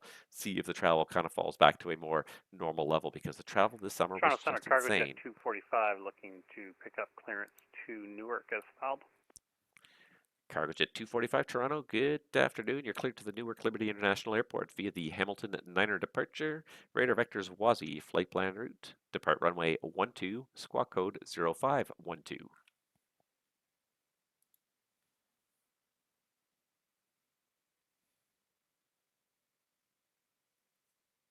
Roger, cleared to Newark via the Hamilton 9. Departures with you. Direct to, is it Woozy or Wazzy? However you want to say it. Cargo Jet 245. It'll be radar vectors to Wazzy and the squawk code 0512. I can't remember if you said that. Roger, vectors to Wazzy. Then is filed, and the squawk code 0512, Cargo Jet 245.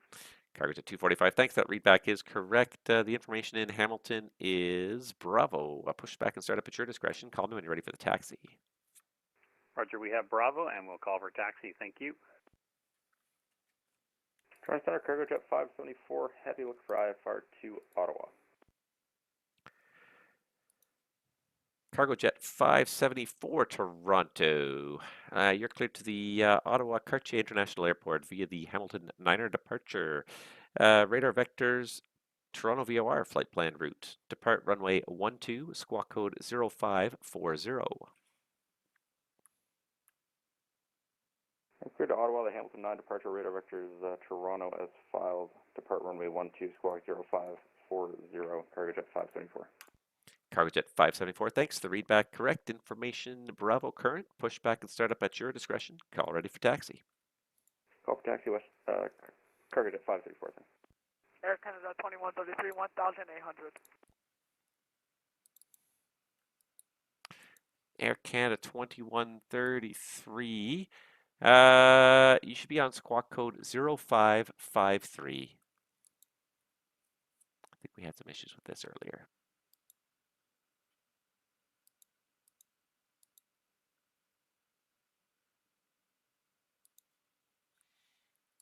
Okay, 0553, sorry about that. There you go. Air Canada 2133, thanks. You're identified climbing through 2,600. Continue climb, flight level 230. Continue climb 230, Air Canada 2133.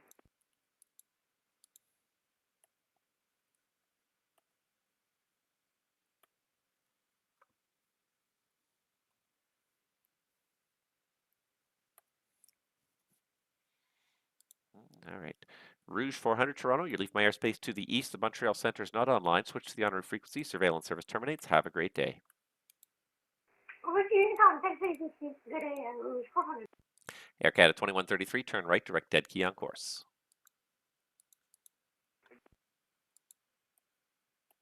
Sorry, can you repeat that? Air Canada 2133, turn right, direct dead key on course. Right, deck key, encore, Air Canada 2133. November 767, Charlie Juliet, Toronto. Backtrack runway 2 is approved as far as you want. Contact me once you're airborne. Winds 100 at 6, clear for takeoff, runway 12. Clear for the backtrack and clear for takeoff 12, call you airborne 767 Charlie Juliet. Golf Sierra Kilo Papa, Toronto. The city information is Bravo. Advertising runway 08. When ready, descend flight level 240. Canada 240, Charlie Golf Sierra Kilo Papa.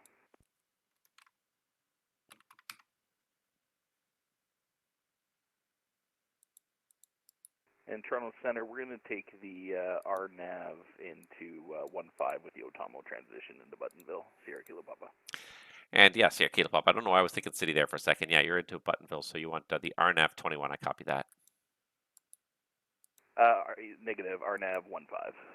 Sorry, RNAV 15. My apologies. Sierra Kilo Papa, you can plan on that. Roger, Sierra Kilo Papa. Thank you, sir. Apparently, I can't listen today. Listening is a skill, and apparently I do not possess it. And sorry, can I get that clear to altitude again, Sierra Kilo Papa? Sierra Kilo Papa, descend when ready to flight level 240, and you can proceed direct Otamu at this time. Direct Otomo and clear to 240, Charlie Golf Sierra Kilo Papa. Thank you, sir. T-O-M-U, O-T-O-M-U. And that should put him, yeah, there you go, that's perfect for the 15. Air Canada 2133, can I get altimeter? Air Canada 2133, Toronto altimeter 3002.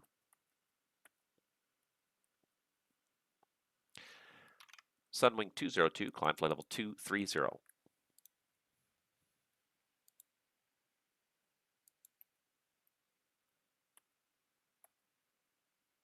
Could you repeat that, Sunwing 202? Sunwing 202, climb flight level 230. Climb 230, Sunwing 200. 2.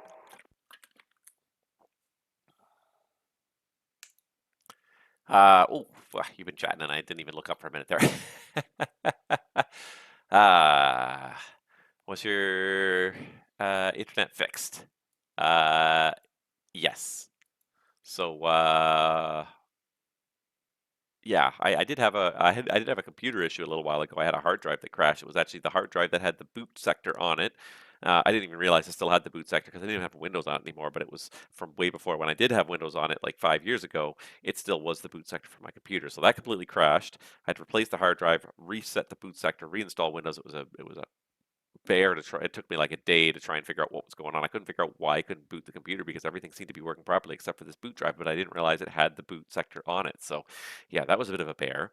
And then this past week, yeah, my internet crashed. Ottawa Central, this is WestJet 649, looking to depart Sudbury on IFR en route to Ottawa. WestJet 649, Toronto, good day. Let's see here, Sudbury, stand by.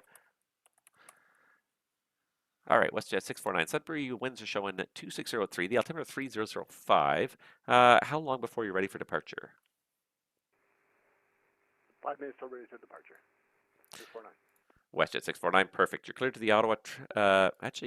Just have a look at your flight plan here. Actually, I need a different altitude for cruise for eastbound flight. Do you want 23 or 21? 21. WestJet 649, thanks. I made that amendment to your flight plan. The final altitude now shows flight level 210. You're cleared to the Ottawa Cartier International Airport via the Sudbury 2 departure. Depart the runway of your choice. And squawk code is 0532. Your clearance is valid now. Cancelled if not airborne by 0025 Zulu. Cleared to land via Sudbury 2 departure. I'll be doing runway 4, squawk 0532. WestJet 649. And WestJet 649, I just want to make sure I heard that correctly. Squawk 0532, and your clearance is valid now. Cancelled if not airborne by 0025 Zulu. Clearance valid to... what was that time on that clearance? Sorry. WestJet 649, it's 0025 Zulu. With Bravo. Clearance valid to 0025 Zulu. And WestJet 649, can you just give me the squawk code one more time? I just want to make sure I heard it correctly. 0532? 0532. WestJet 649, perfect. Thank you. That readback is all correct. Let's see here. Sudbury, you can depart Sudbury at your discretion. We'll switch back to Unicom net for now, and give me a call this frequency airborne or at 0025 Zulu with your intentions. We'll be switching to Unicom, and I will contact you once I'm airborne. 649. Charlie 767, Charlie Juliet, airborne 3000. November 767 Charlie Juliet. There you are. You're identified. Climb 1000 direct Durat on course. 1000 direct Durat on course 767 Charlie Juliet.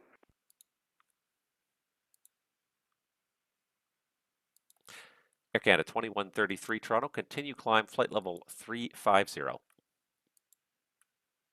Continue climb 350, Air Canada 2133. Sunwing 202, climb flight level 360.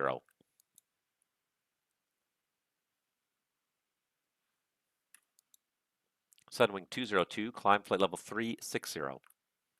Climb flight level 360, Sunwing 202. And I think I heard a cargo jet call in there. Was there somebody calling? Cargo 245, we're ready for taxi. Cargo jet 245 Toronto, runway 12. The information is Bravo, the altimeter 3003. Taxi via the apron, your discretion. Charlie, cross runway 06, hold short of 12. Roger, runway 12, we have Bravo 3003. We'll taxi on Charlie, cross 06, hold short 12. And I think the other cargo jet's ahead of me there. Air Canada 2133, can I request 270? Air Canada 2133, that's approved. Climb flight level 270. Climb 270, Air Canada 2133.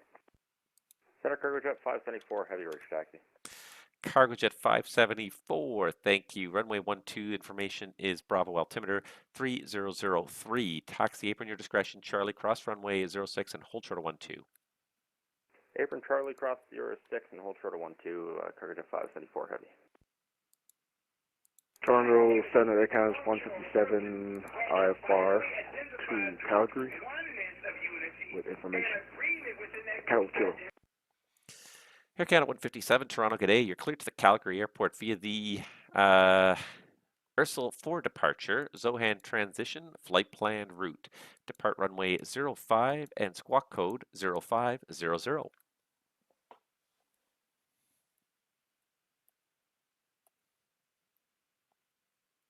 I cleared to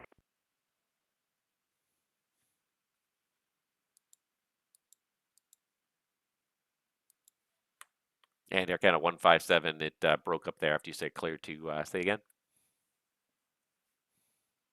Calgary Ursel for Zone transition 5 en route for runway 05, squawking 0500. Air Canada 157, thank you. That readback is correct. Information Toronto is Kilo. Give me a call when you're ready for the push.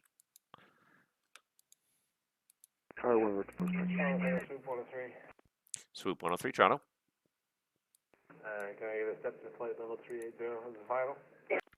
Swoop 103, climb flight level 380.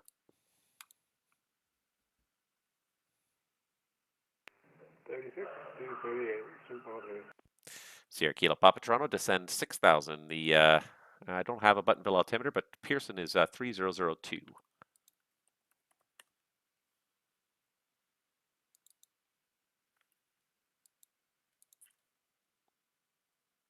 Sierra Kilo Papa Toronto, descend 6,000. Altimeter at Pearson 3002. Down to 6,000, copy the altimeter, Sierra Kilo Papa. Sunwing 202 Toronto, leave my airspace to the south. The Cleveland Center is not online. Switched on frequency. Surveillance service terminates. Have a great day. Forward to Unicom 1228, Sunwing 202. Thank you for the ATC. See you. November 767 Charlie Juliet Toronto. Turn left direct Myvok on course. Climb flight level 230. 230, Dr. Maybach on course. 767 transit. Definitely steady here. All right, just to confirm here, Cargojet 574, you're number 1 on Charlie for runway 12. Is that correct? That's correct, Cargojet 574. Cargojet 574, thank you. Contact me once you're airborne. Backtrack runway 12 as far as you like. Winds 090 at 5. Clear for takeoff, runway 12. Backtrack 12 and clear for takeoff 12. I'll call you airborne. Cargojet 574. This is WestJet 649, heading towards 4,000. Cargojet 245 Toronto. Would it be easier for you to turn left onto Gulf and hold a little further down, or would you rather just hold on Charlie at the nice high-speed taxiway there? Oh, no, we'll just hold Charlie and wait for him to go. Cargojet 245. Okay, hold short of 12 on Charlie. I'll be right back with you. Thank you. Cargojet 245. WestJet 649 Toronto, squawk it in. 649 heading towards 4,000. 649. WestJet 649 Toronto, climb, I tell you what, climb 10, 10,000, squawk it end.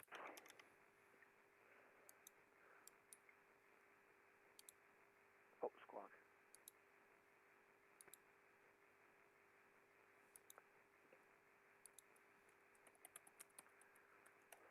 Oh.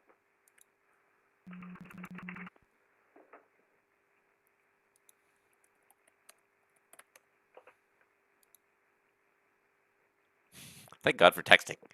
I can text him that the, there you go. WestJet 649, I guess you figured it out there. Thank you. You are identified climbing through 4,000. And you can now continue climb, flight level 210. Turn right direct Smare on course.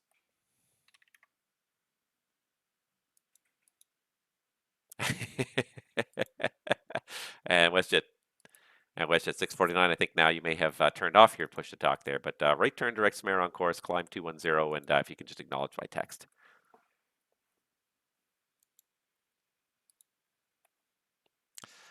November 767 Charlie Juliet, continue climb, flight level 330. 330, 767 Charlie Juliet.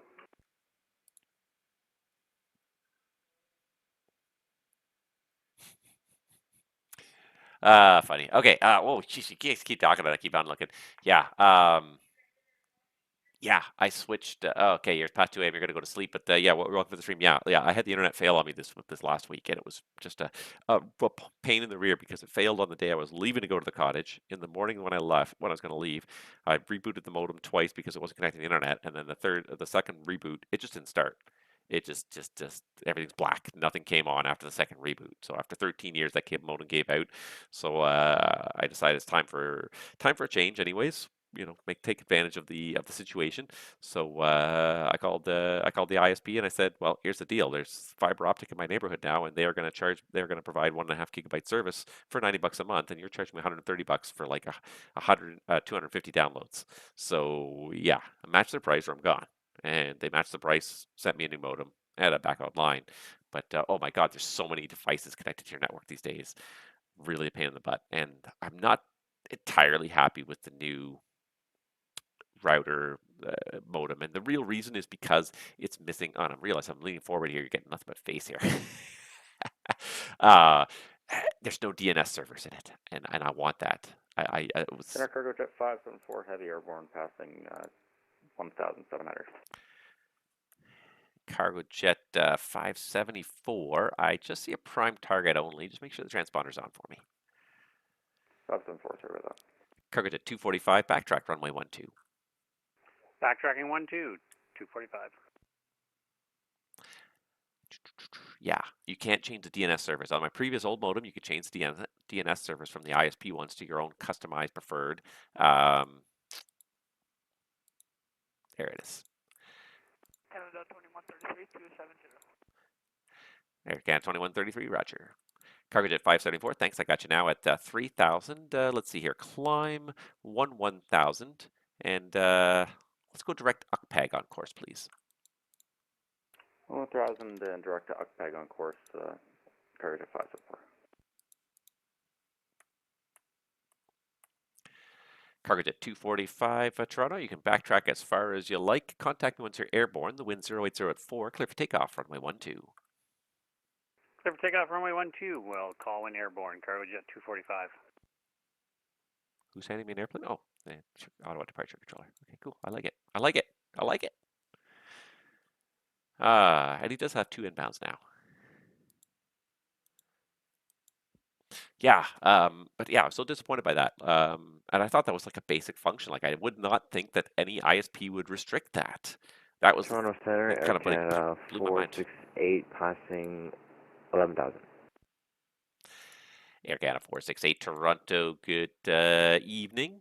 Let's see here. Continue climb. Flight level 280. 280 Air Canada 468. Yeah, so this is the thing. Like I've been using my own DNS servers. I don't like the ISP's DNS servers, so sometimes they can be a little bit slow.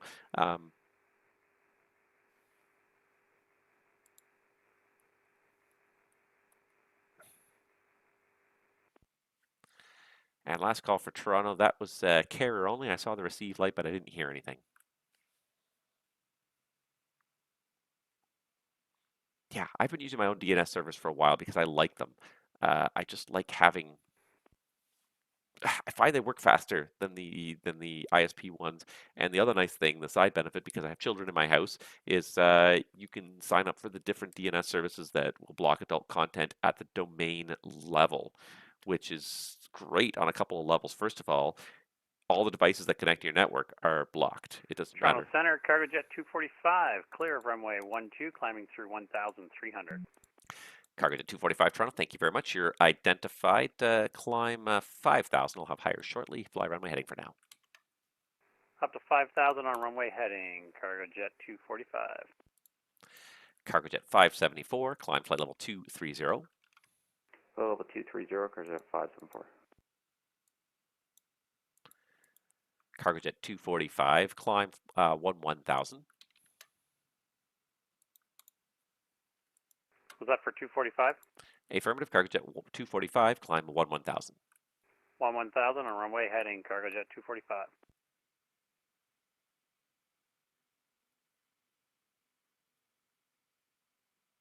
Yeah, that's what I've been using for parental controls in my house because my children have multiple devices each now. sadly. I had one computer when I was a kid, but now my kids have multiple devices each. It's so much easier to manage if it's done at the domain level because you could just sort of it's just everything. Right at the domain level, any device on the network is blocked. It doesn't even matter if they get a hold of your device; it's all blocked. It just the websites just don't exist. They just don't return anything.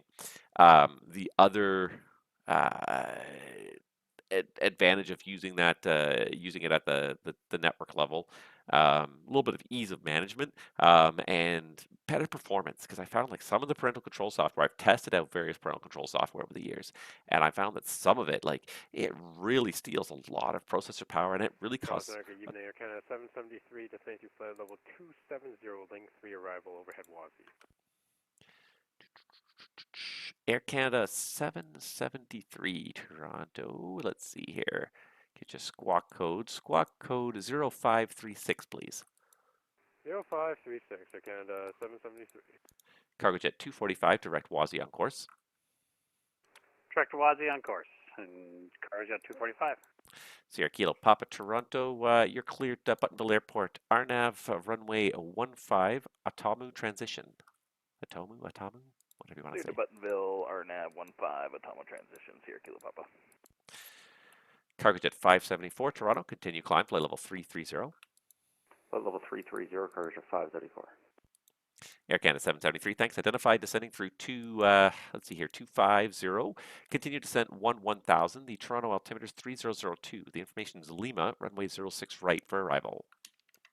06 right, we have Lima, continue to descend 1000, Air Canada 773. Air Canada 468, can I go off the radio for a second? Air Canada 468 is approved. Let me know when you're back. Yeah, so yeah, one of the big problems I found with a lot of parental blocking software is it really hurts the computer performance. There's so much time spent checking the list, and especially if the lists are not locally stored, but they're stored on like a central server where it sends the information, says, hey, is this okay to view, and it got to send it. So then not only does it have to receive the internet access, the DNS request or the URL request, it's got to then route that to a central server, get approved, come back, and then send it out to the actual server and get the. I found it was causing such lag with internet surfing. It just was like, it was untenable. I was like, I can't continue with this. And not only was it causing lag with the internet, but it was taking a reasonable amount of the processor performance to run this constantly scanning every single inbound and outbound network packet, trying to figure out what it was and whether it was something that needed to be blocked.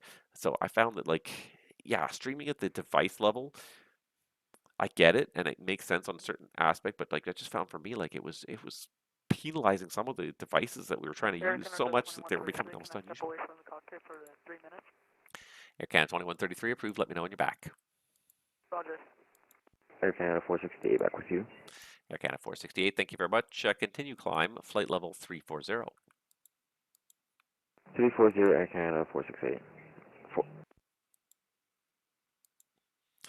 Cargo Jet 245 Toronto, continue climb, flight level 230. Up to 350, Cargojet 245, thank you. And Cargo Jet 245 for now, it's flight level 230, 23. Sorry, 230. I stepped on you there, that's why I said it. Cargojet 245. No problem.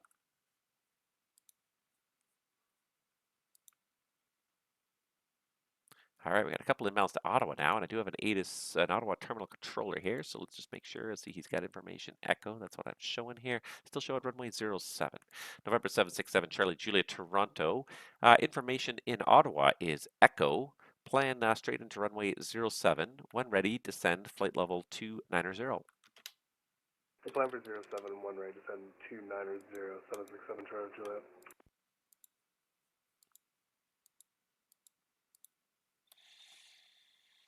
Sierra Kilo Papa Toronto. I got no further traffic observed reported between you and Buttonville. You can switch to the Unicom for the local advisories. Give me a call this frequency down and clear. We're Unicom calling on the ground, Charlie Golf Sierra Kilo Papa. Yeah, so anyways, to go back to that whole long thing, the thing that disappoints me about this new modem, and it's the first modem I've had in a while where you could not customize your DNS servers. Like it is hardwired for the ISP's DNS servers, and you do not have the option. There's a bunch of configuration options. There's a whole configuration site where you can change a bunch of options, and you can configure who's connected to the network, and configure all your Wi-Fi settings, your WAN connection, your LAN connections, all that stuff. You can monitor all that stuff, but you can't actually change the DNS servers. It's one of the few things it can't do. And I was like, what do you mean you can't do that? Like I've never come across a router that you couldn't customize the DNS servers that it references. So it just that just blew me away when I saw that. I'm like, this might be no sale here. Um, they have 30-day satisfaction guaranteed. I'm not satisfied with this router because of that reason, because of that software issue. There is one resolution possible, and I'm probably going to take it in the long run, and that is put your own custom router in the middle. So it does support a bridge mode, but my modem does support a complete total bridge mode where all the data from that modem goes directly to a second router through a Ethernet cable and into another router. And so I am strongly considering buying myself a router just for that purpose. Not just for that purpose though, because there's a couple other things. There's one other thing that disappoints me, and it's Air Canada 2133 Toronto. Are you back? Air Canada 2133. I get carrier only if you're back. Just squawk ident.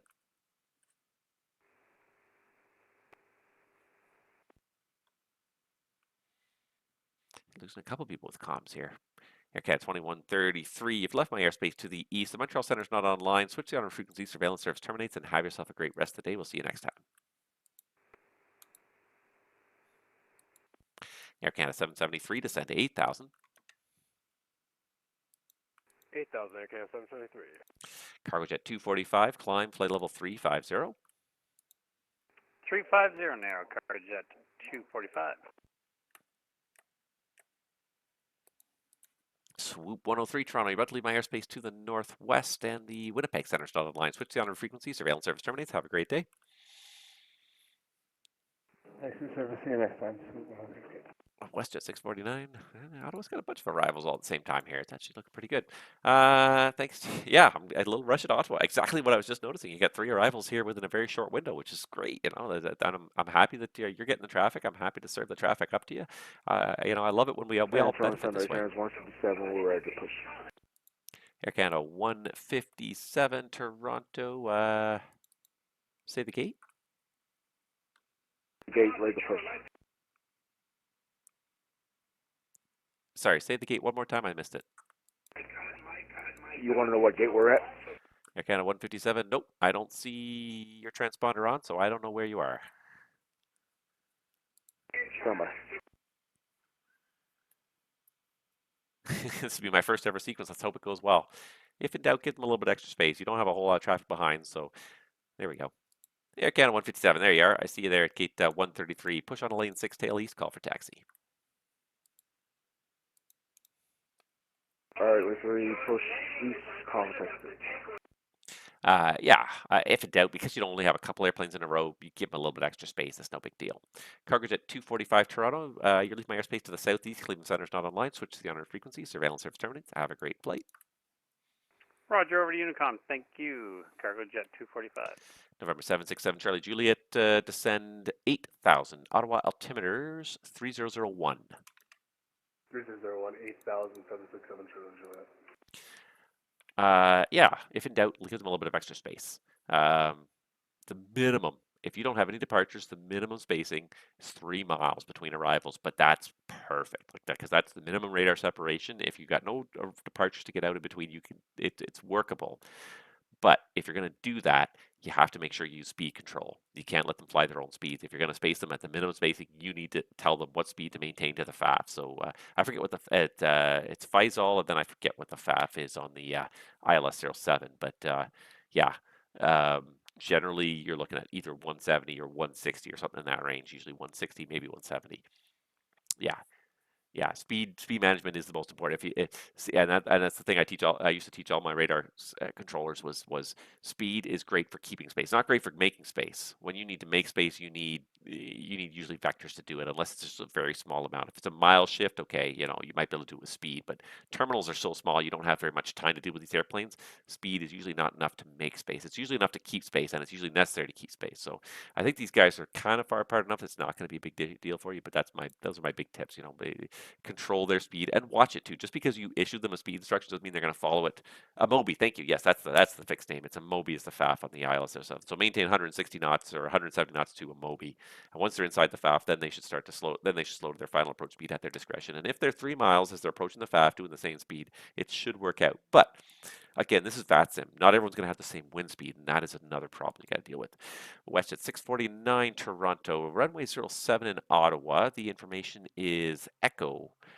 When ready, descend 8,000, altimeters 3001. And I don't know if you saw that, George, but Descending to 8,000 to runway 7 with information Echo. WestJet 649. WestJet 649, Roger. I got your audio good there now. Thanks. Air Canada 773, descend 6,000.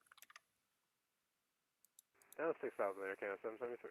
Because VATSIM, you don't know for sure that everyone's got the same winds. You're always hoping that everyone's got the same winds, and especially now with most people using live winds, because even if you're an MSFS, just, you know, if you're not paying extra for Active Sky, you still get live winds in MSFS, unless of course Microsoft kicks you off their server for no good reason. Charlie Golf Sierra Kilo Papa, we are down and clear. Golf Sierra Kilo Papa, Toronto, thank you very much. Your flight plan's closed. Your IFR flight plan's closed. Your alerting service is terminated. Have yourself a great rest of the day. We'll see you next time. Thanks for the service, Sierra Kilo Papa. Have a great night. Okay. It's nice to see like a Timmins to Buttonville. I got the whole thing in there, and it's great to see like that kind of service out there sometimes. Air Canada 773, descend 4,000. Down 4, Air Canada 773. Yeah. Nowadays, it's pretty good for the most part. Like before MSFS, when people were flying P3D as well as X-Plane generally got pretty good wins. P3D, unless they subscribed to unless they paid for Active Sky, they usually didn't get very good wins. So you'd often have a lot of disconnects, and you still will get disconnects. You'll get people who will not have the same win. So you got to watch it, and you may have to slow them or adjust the speed 10 knots. Look at the ground speed and look what they're actually doing, and you may have to even adjust it 10 knots. But like that's kind of the ideal. Is like if everyone crossed the FAF at 160 knots, and in the real world everyone's flying the same winds, everyone should get there with reasonable spacing. But as virtual controllers, that's one of those things we have to kind of add to it. Is like we have to look and say, hey, is that really working out? Are the winds really working out the same for everybody, or is it not quite working out? We need to kind of maybe adjust a little bit here. Air Canada 468 Toronto. Information in Toronto's Lima. Runway 06 right for arrivals. When ready, descend flight level 240.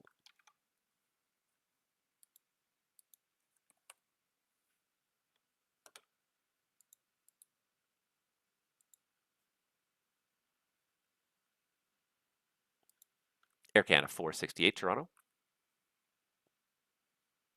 Air Canada 468. Air Canada 468 Toronto, runway 06 right for arrivals. The information is Lima. When ready, descend flight level 240.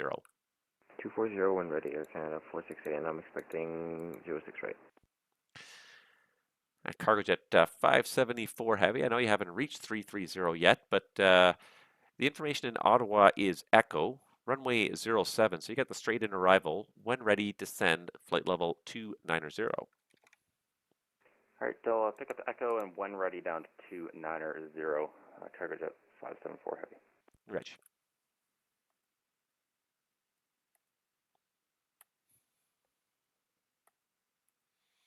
Yeah, it's definitely better in the MSFS era. Most people have the correct wins. And it's usually similar enough that you can deal with it. It's not a big deal most of the time. But you just got to watch it. You just got to be aware that they could be different, and you got to keep an eye on those ground speeds and make sure they are matching. And also, just because you gave somebody 160 knots doesn't mean they're going to do it right away. They may be slow to get the flaps out. They may be slow to set it. They may be going downhill too fast to do it. So you got to be kind of ready to adjust. Air Canada 773, turn right heading 330, descend 3000. Ideally, it should work. Down 3, right turn heading 330, Air Canada 773. But you just got to be ready for it might not quite work the way it's supposed to. Air Canada 157, we're ready, thanks. Air Canada 157 Toronto, runway 05. The information is Lima, altimeter 3002. Taxi out lane 6, Alpha Kilo. Alpha, Hotel, cross runway 33 right and 33 left. Okay, go need to read it back for one more time first again. Stand by 1 second. Cargojet 574 Heavy, descend 8,000, Ottawa altimeter 3001. Send 8,3001, Cargojet 574 Heavy. SN 173, read us back for one more time, please. Air Canada 157, no problem. Runway 05, information Lima, altimeter 3002. Taxi down lane 6, Alpha Kilo, Alpha, and Hotel. Cross runways 33 right and 33 left. Alpha Kilo Alpha Hotel, cross 33 right, 33 left for Air Canada. You got it. Air Canada 773, turn right heading 030 for the intercept. Cleared the ILS, runway 06 right. 030 going, cleared the ILS, runway 06 right, Air Canada 773.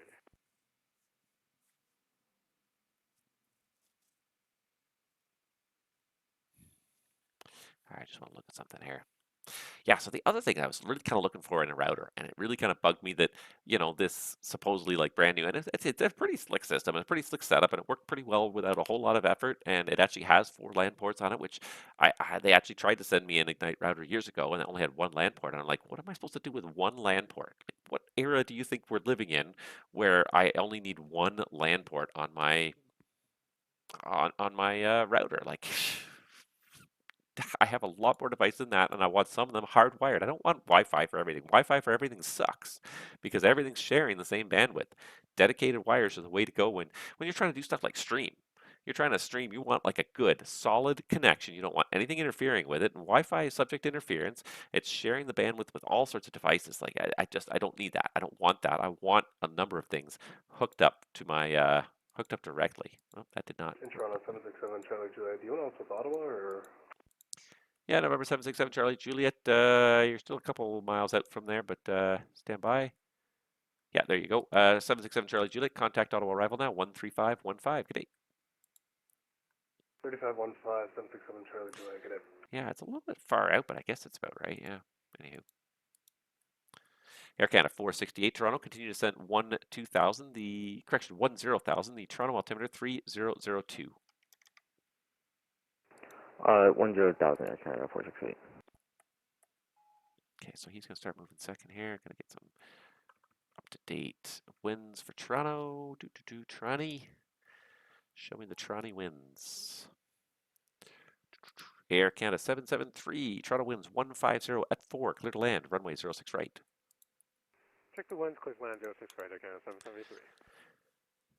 Yeah, so I mean, it was pretty slick, and it does have like enough land ports and everything, so I did manage to get all the setup done. But the one thing that disappointed me, that I was surprised, because like, you know, it's an up-to-date modern router. Like, you'd think it's a pretty common feature that most people would you'd think would have on their routers, would be a guest network. A guest network on your router, but it's not an option. You have it's a tri-band router. It's got 2.4, 5, and 6 gigahertz supported, but there's no specifically guest network. It's all just one network, and really, like, that's a common thing nowadays. Almost any retail router that you buy out there is going to support having a guest network, unless you're buying the bottom of the barrel budget ones. Anything's going to support a guest network, and really, in this day and age, with the number of devices people are trying to hook up to the network, the idea of a guest network is better than ever, because it's a totally segregated part of your network, where it's a whole separate network that people connect to, and it's completely separate from your network. So your network is over here with all your devices, all your personal devices. You can do file sharing and all that kind of good stuff on there. The other network down here is a completely separate, independent network. It still connects to the same router, connects to the internet, but it's not. It has no way of getting through and connecting to, like file sharing and all those kind of more personal services that you might use on an internal home network. And so, it's great for, it's a guest network, and that's kind of what it was originally intended for, was when people come to your house, they don't necessarily have access to your whole full-on network. This is just my password. You can log on to the internet, you can surf the internet, but you can't get into all of my devices. You can't do file sharing and send stuff to my printers and all that other stuff. But the other thing that it's really great for in this day and age, and it really is almost a necessity in this day and age, is you can put your IoT devices on there. So all of your internet devices, IP-enabled devices that you buy, your smart thermostats, and I hate the word smart, but your IP-enabled thermostats and smart plugs and smart lamps and cameras and whatever else you might have on your network, washing machine and dishwasher, whatever else you have that's Wi-Fi enabled, you can put it on the guest network, and it doesn't provide a tunnel into your personal network. It's kind of they're segregated. They're divided up, and those things can still access the internet and call home, and you can use them through your devices and whatever. I don't know what you really need a Wi-Fi dishwasher for, anyways, but you can have that stuff, and you're not giving away the password to your personal internal network. And that's such an essential.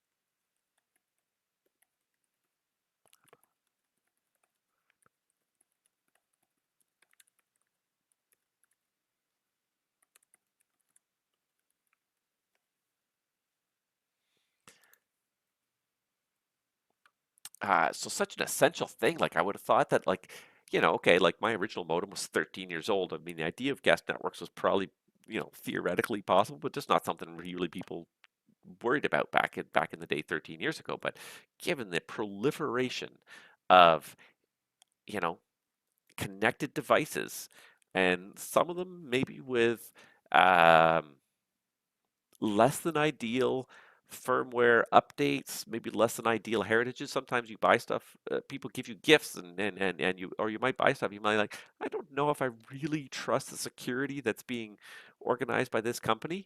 You can have it on a totally segregated network, and the only thing it's going to affect is all those other connected devices, but it's not going to get into your personal documents, your personal computers. It's not going to provide a backdoor into your personal network. Uh, what a great idea. And I'm surprised that like this modem, which is a very new, fresh generation, they've only started distributing it like about a year or so ago, this does not have this system built in. I would think it's a fairly common thing people want to see nowadays. Air Canada 773, welcome to Toronto. Turn left there on Delta 5, cross runway 06 left, and where are you parking today? Alright, left turn, clear 6 right, and I think we have 162 today. Air Canada 773, okay, for 162, cross runway 06 left, then taxi Delta and Delta Romeo. Delta Romeo 162, thanks a lot, Air Canada 773. Yeah, so it just surprised me that that was not like an option. Like it seems like a fairly common option. Almost any commercial router you buy nowadays, that's going to be a feature. But for some reason, this ISP provided router, it's not on their radar, and I kind of blew my mind. I couldn't understand why. Cargojet 574, contact auto arrival 135 decimal 15. Have a good night. 13515, Cargojet 574, good night. And WestJet 649, contact auto arrival now 135 decimal 15. Good night. Contacting auto arrivals 13515. Thank you. WestJet 649 is now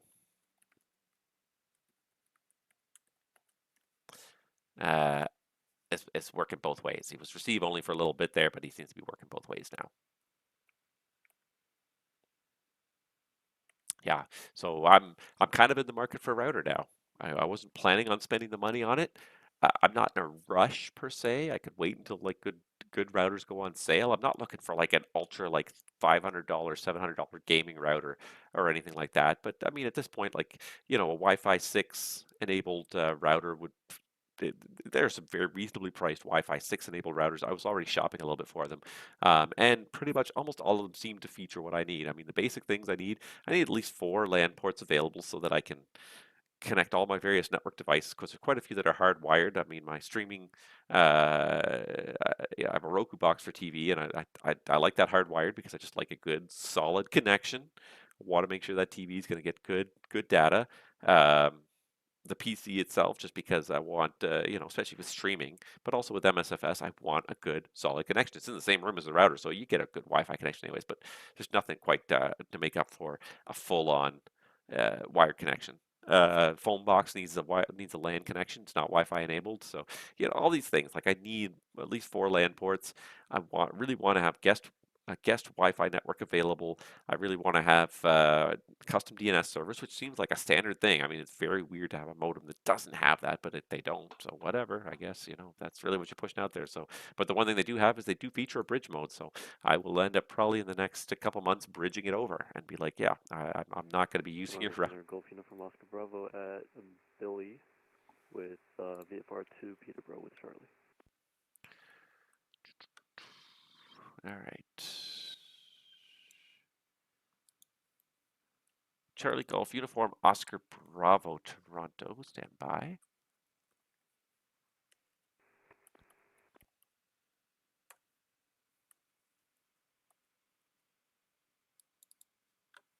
There we go. Charlie Golf Uniform Oscar Bravo. I see you got a flight plan here. I just didn't find it at first. All right. Let's see here. It's going to be runway 08 for departure. The information in Toronto City is Charlie. Your squawk code for departure is going to be 1211. 1211 for Golf Uniform Oscar Bravo. Golf Uniform Oscar Bravo. Thanks. You ready to taxi now? Stand by for Uniform Oscar Bravo. Roger.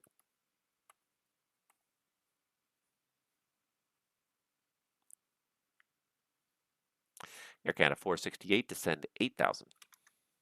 8,000, Air Canada 468. Yeah, I don't know. Maybe it's just me, but like I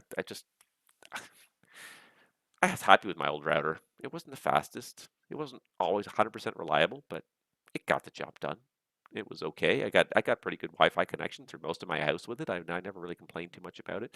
The one nice thing about changing the router after 13 years is that I was able to completely reset the network. So I changed the network names and everything because it's just like there's so many devices in my house that have connected to this network. I don't even know. Oscar Bravo ready to taxi. I don't even know what's connected to my network anymore. Uniform Oscar Bravo, Toronto runway 08, altimeter 3001, taxi apron at your discretion, Alpha, hold short 08, advise ready for takeoff. Alpha, hold short 08, and will advise Uniform Oscar Bravo.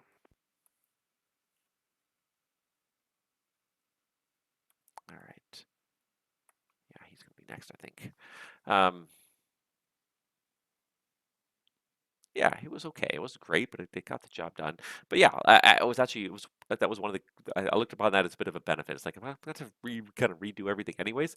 I'm going to do new network names, and I'm going to force everything to reconnect to this network because I used to keep track of what was connected to the network, and then I slowly just you get little devices every once in a while. People get something, they bring something to your house or whatever.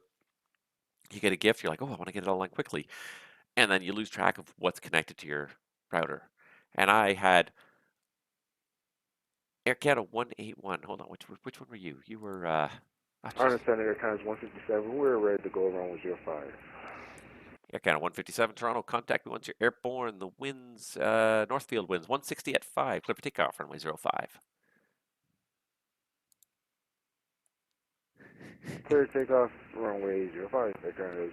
How's Air Canada 181? I don't even remember what you asked. Oh my God, so many things going on. Air Canada 181. Which one were you? I don't even remember. You were the one that left to the west? No, that was 146. Who? I can't even remember. I've lost track. Or did you go south? I've totally lost track. I'm sorry. Air Canada 181? Nope. Nope. This morning? Nope. That was not me on Air Canada 181. Nope. Nope. Not me. I'm not even home. If it was on VATSIM, I'm not even home. So that definitely was not me. Air Canada 468 descend 6,000. Say again? Air Canada 468 descend 6,000. 6,000 Air Canada 468. Sorry. And if it's real world, that also still wasn't me. Nope. Not talking VATSIM. Nope, that was not me in Air Canada 181. Air Canada 181. Air Canada 181. What was Air Canada 181? Set up Vancouver? No, set up Vancouver flight. That's like an Edmonton flight. Good try. Good try, but no. Vancouver. Yeah. Okay. Yeah. No, that was not me. I'm not in Vancouver. Good try.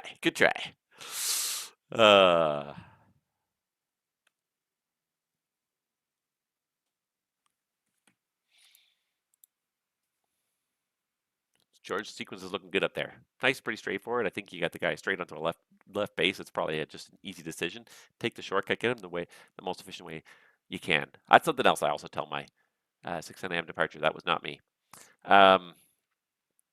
That's something else I tell my controllers, my terminal cadets especially, is like SIDS and stars. SIDS and stars are designed to help you. If they're not helping you, take them off the SID and the star.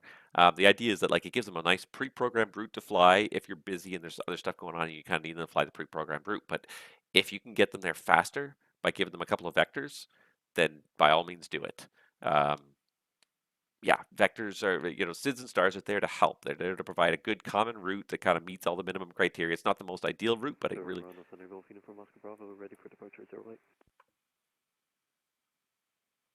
Uniform Oscar Bravo Toronto, not above 2,000 initially. Straight out departure along the lakeshore is approved. Winds calm, clear for takeoff, runway 08. Not above 2,000 along the lakeshore, clear for takeoff, 08. Uniform Oscar Bravo. Air Canada 468, descend 4,000. Passing 245. Air Canada 157, identified, climb flight level 230. 230, Canada's 857, thanks. Air Canada 468, descend 4,000. 4,000, Air Canada 468. You're invading my privacy now. You're just going to call out flight numbers until you think you found me. Well, now I'm just going to stop answering. If you're just guessing randomly, there's no logic to it.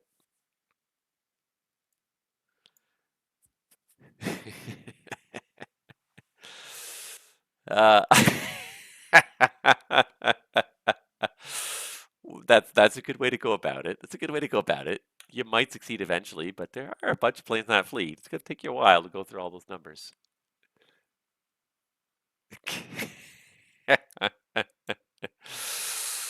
You might get there eventually.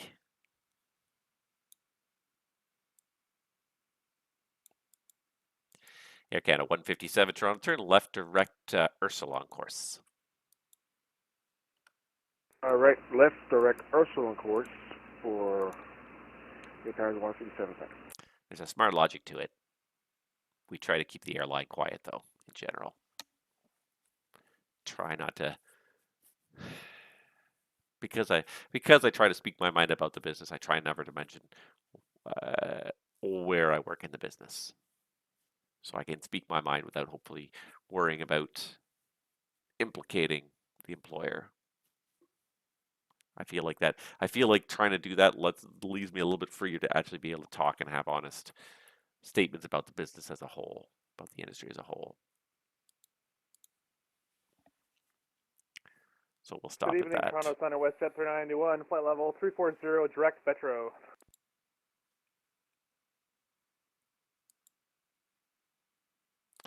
WestJet 391 Toronto. Let's see. I'll find you here in a second. WestJet 391, squawk 0523.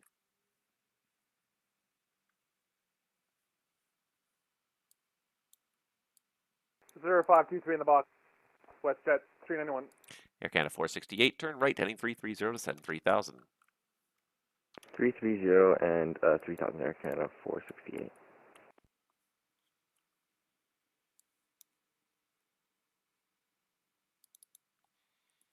WestJet 391, there you are. Identified flight level 340, thanks. Roger. All right. Get one more kind of coming across here.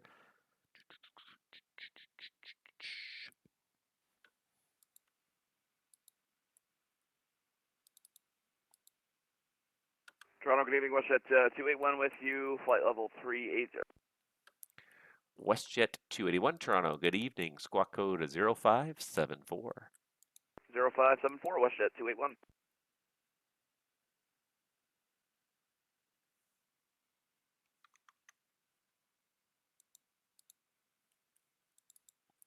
WestJet 281, thanks. Identified, flight level 380, welcome.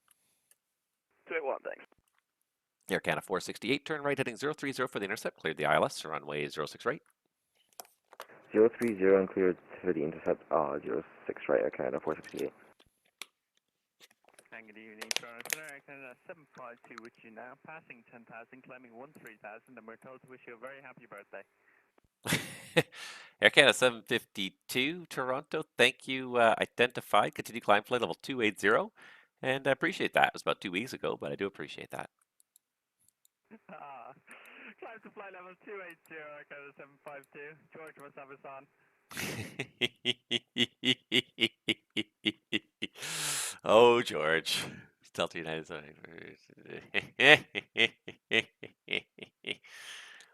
Trolls. Well done, sir. Well done. I like it. Uniform Oscar Bravo, Toronto. You're leaving the city control zone to the east. Did you want flight following en route to Peterborough? Negative. Just, we'll stay under control. Okay, Uniform Oscar Bravo, and not above 3,500 for the time being. You could switch the honor frequency if you want. Are you aware the Oshawa Center or the Oshawa Tower control zone about 15 miles up ahead? Yeah, we're aware of Uniform Oscar Bravo. All right, Uniform Oscar Bravo. You can switch the honor frequency now. If you're going to enter the Oshawa control zone, just give me a call back as well, please. Roger, Uniform Oscar Bravo. And Uniform Oscar Bravo, if I still got you there for a second, the altimeter in Oshawa is showing 3002. Nope, switched over. Oh, what are you going to do? Air Canada 157 Toronto, continue climb, flight level 320.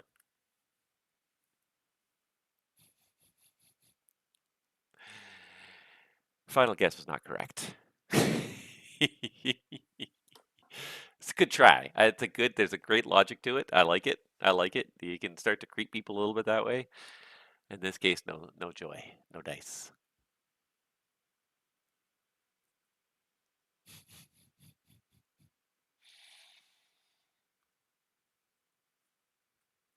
All right, these guys are both inbound to Toronto. We might have a sequencing issue here. I got 30 minutes in me. It's just enough time to get these two guys to Toronto, I think. At about 30 minutes, I'm gonna clock out because I've got to again start thinking about my wake up tomorrow morning. It's gonna be pretty early again, so I got to start thinking about clocking out. Not yet, but soon.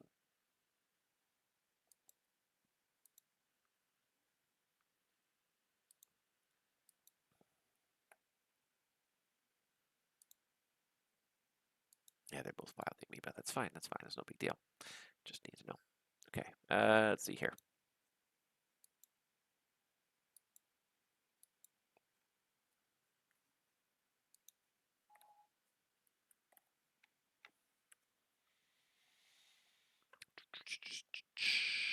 Air Canada 468 Toronto, the wind's 160 at 3, clear to land, runway 06 right. Clear to land 06 right, Air Canada 468. Got this 87 here that's just sitting there, not going anywhere. Just sitting there. And Senator Air Canada 137, just wondering if we can get 320 since we're going to be away for a little bit. Air Canada 157, climb flight level 320. 320 Air Canada 157, thanks for your help. Air Canada 157, no problem. Based on your current speed, you're going to leave my airspace in about 10 minutes. Any chance you can be back roughly in 10 minutes just for a quick handoff? Yeah, I'll try to do that real quick. It might take a little longer, but I'll text you if anything. Okay, as best you can. Around 10 minutes from now, you'll be leaving my airspace. So if you can be back just for that, appreciate it. Thanks.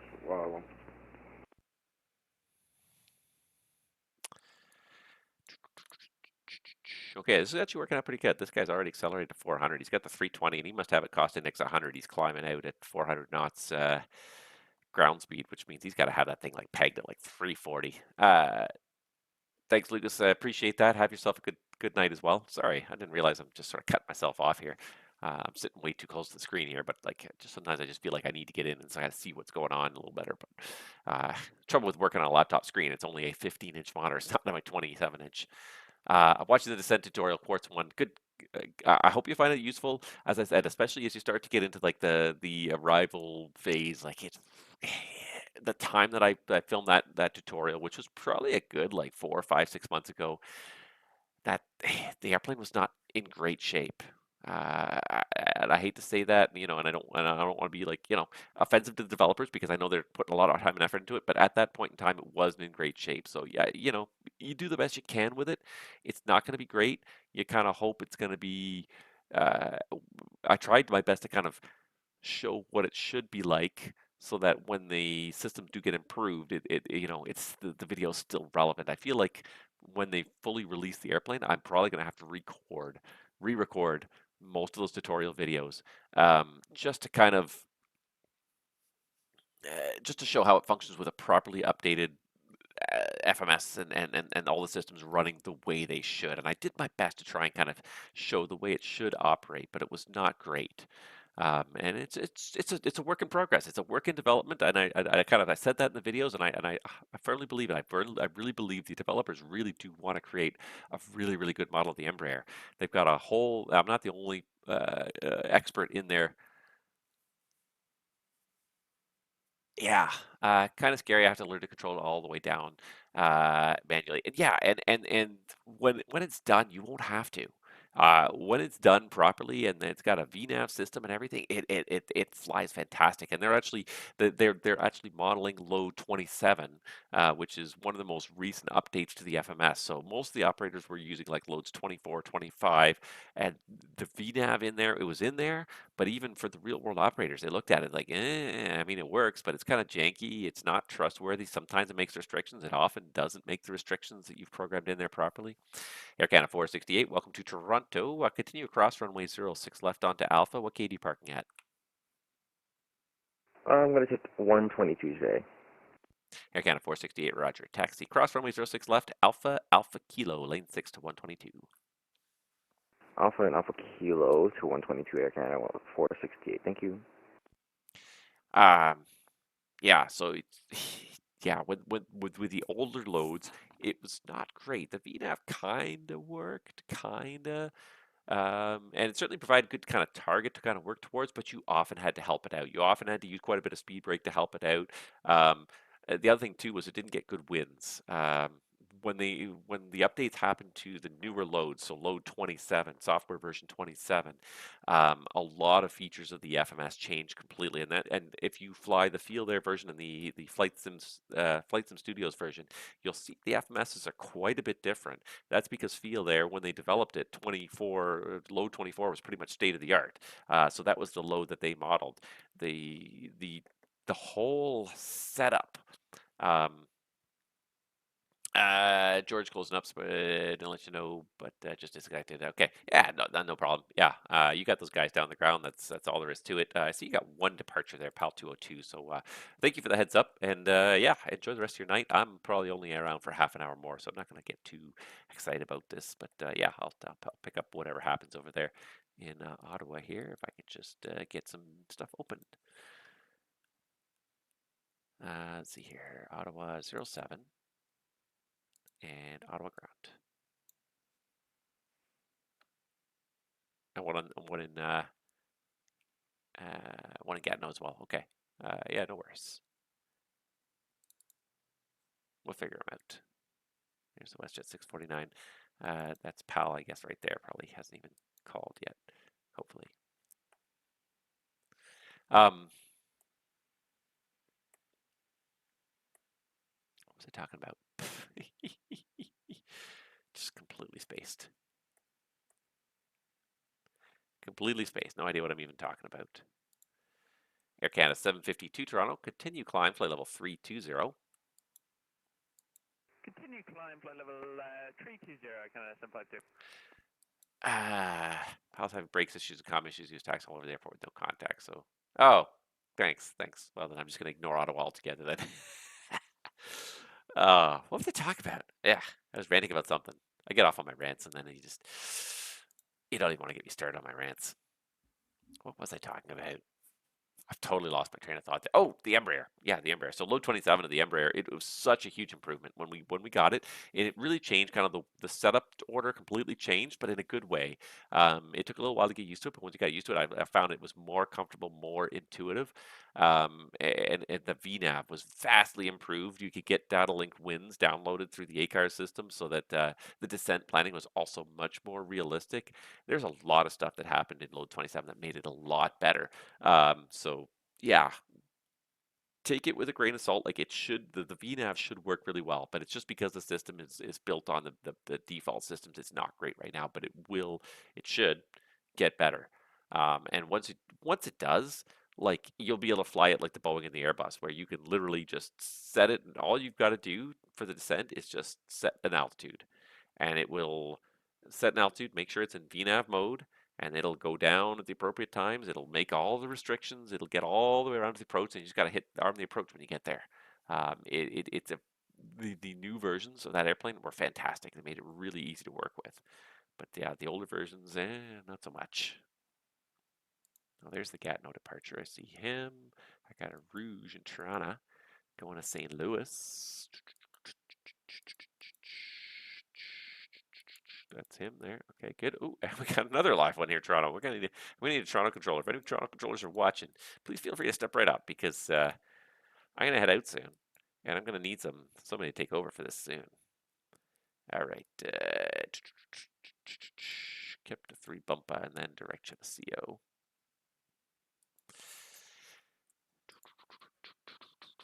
All right, gotta start getting these guys ready for their descent already. Air Canada 468's at the gate.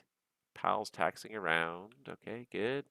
Good. Well, I'm gonna send him a contact. Center Air Canada 157, we're back for the handoff. Air Canada 157, thanks for that. Yeah, Minneapolis still not online. You can switch the honored frequency. Surveillance service terminates. Have yourself a great night. We'll see you next time. Thanks for the help. See you next time, Air Canada 157. I don't know who this guy is at 410, but hey, buddy, call me. Come on, do it. Call me. Hello. So Toronto Center, Air Canada Rouge 738, airport St. Louis, information. Checking in with you. All right, there are a couple calls there. Rouge 738, Toronto. Good day. You're cleared to the St. Louis airport via the Mix at 7 departure, Gentry transition, flight plan route.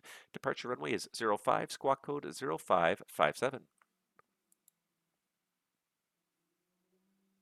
This is St. Louis International Airport via the Mix at 7 departure, Janet 3 transition, flight plan route. Expected 05 for departure, squawk 0557, information Lima. And Air Canada Rouge 738. If we can also ask, can we get the departure runway on 06 left for today? And Rouge 738, 6 left might actually be closed. If you really wanted, I could probably give you 6 right. Okay, we'll take 6 right for 738. It's actually closed out tomorrow. Okay, yeah, Rouge 738, amend your clearance, depart runway 06 right on the Mix at 7, the balance unchanged. Okay, we'll depart on the Mix at 7 departure on the mallet change for 06 right, Air Canada Rouge 738. Rouge 738, perfect, thank you, and give me a call when you're ready for the push. All right, we'll call you for push 738. Center WestJet 281, top of descent. WestJet 281 Toronto, when ready, descend flight level 240. Flight level 240, WestJet 281, thanks. Air Canada 752 Toronto, when ready, descend flight level 240. Information Toronto's Lima, runway 06 right. When ready, descend 240 and information Lima, Air Canada 752. WestJet 281, it's information Lima for you as well. Plan runway 06 right. All right, we have Lima and expect ILS 06 right, WestJet 281.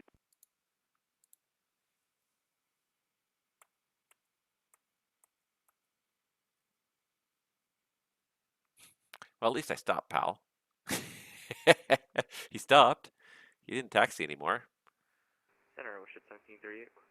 Toronto Center, John F. Kennedy. Papa Alpha Lima 202 is at Ottawa Airport. Checking in. Bonsoir. All right, first, there are 2 calls at once there. I believe WestJet 1738, you were looking for clearance to JFK? Yes, please. And if it's not too much of a hassle, could we receive it via PVT 1738? All right, WestJet 1738. Unfortunately, I got to fix a few things here, so I can't send it to you by PDC. You ready to copy? Yeah, we're ready to copy 1738. All right, and WestJet 1738, first thing, I need an odd altitude for an eastbound flight. Do you want 27 or 29?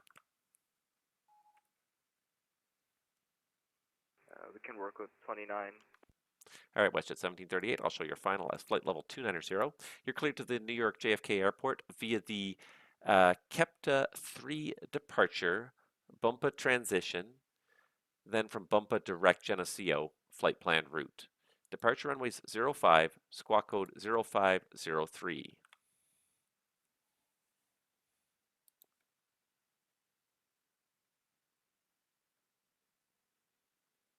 Okay, come on, don't take too long. Departure runway is going to be 05, squawk code 0503. The Kenda departure, direct.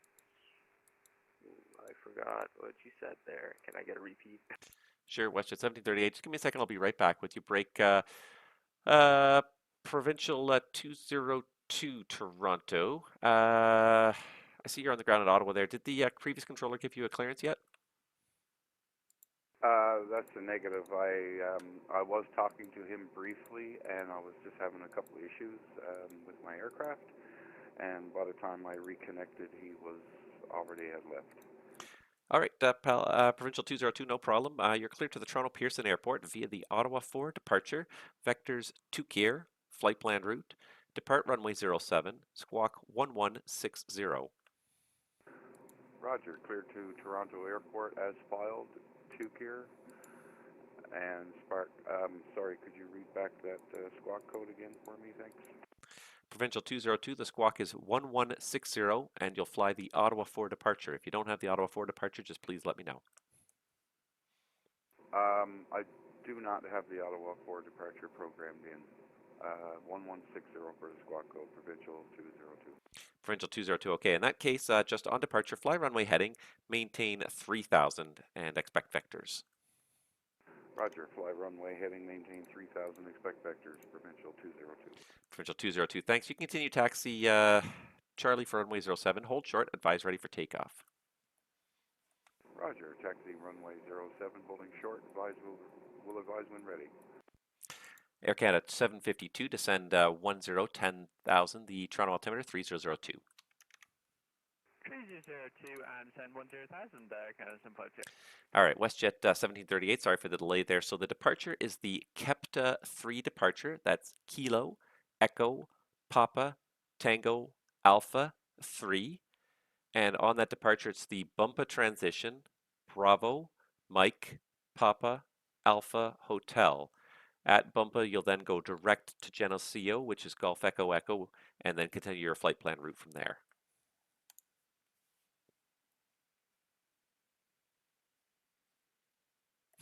He wasn't even listening. The departure and direct. Diesel is our direct.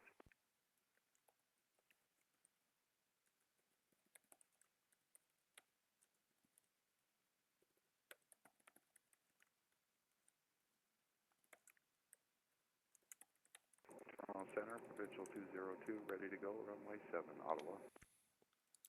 WestJet 1738. I just sent you a quick text there. Have a look at it. If you don't have the departure, let me know, and I can give you alternate instructions. I'll be right back with you in a minute. Break Provincial 202 Toronto. Contact me once you're airborne. The Ottawa winds, where are they here? Ottawa winds are 020 at 6, clear for takeoff 07. Roger, copy the wind 020 at 6, clear for takeoff, runway 7, Provincial 202. WestJet 281, descend 10,000, Toronto altimeter 3002. All right, descend 10,000, believe you said to WestJet 281, copy altimeter. Roger.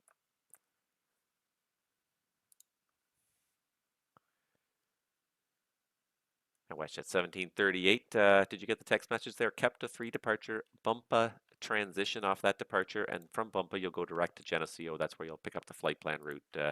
If you don't have the departure or any of that doesn't make sense, just let me know and I'll help you out. Okay, yes, just to confirm. Yeah, we have we received your message, 1738. Okay, WestJet 1738, your readback is all correct, and the information Toronto's Lima. Give me a call when you're ready for the push. And like I said, if you don't have the departure, the plate, or anything, just let me know. I can give you an alternate instructions. Okay, thank you very much, 1738.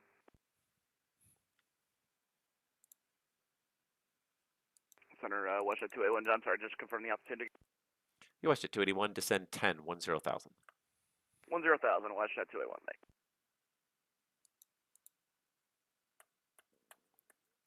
See, I'm not here for that much longer, so like it bugs me when all these people don't want to check in. Like this guy up here, it makes me wonder if he's inbound to Toronto because he's certainly on a trajectory. He could be inbound to Toronto, and I can't see who specifically he is. He's just flying along, cruising along, not talking to anybody. You know, like it's not important. Lots of guys coming in here now, and I'm going to run out of time here. Toronto Center, Rouge 401, I'm going to hold 330 for 30. Okay, there was a couple on there at once. I think I got Rouge 400 again. Was that you calling? Yes, sir, now Rouge 401. I think that will 335 climbing. Rouge 401 Toronto, squawk code 0570. Squawk 0570, Rouge 401. Provincial 202, was that you checking in?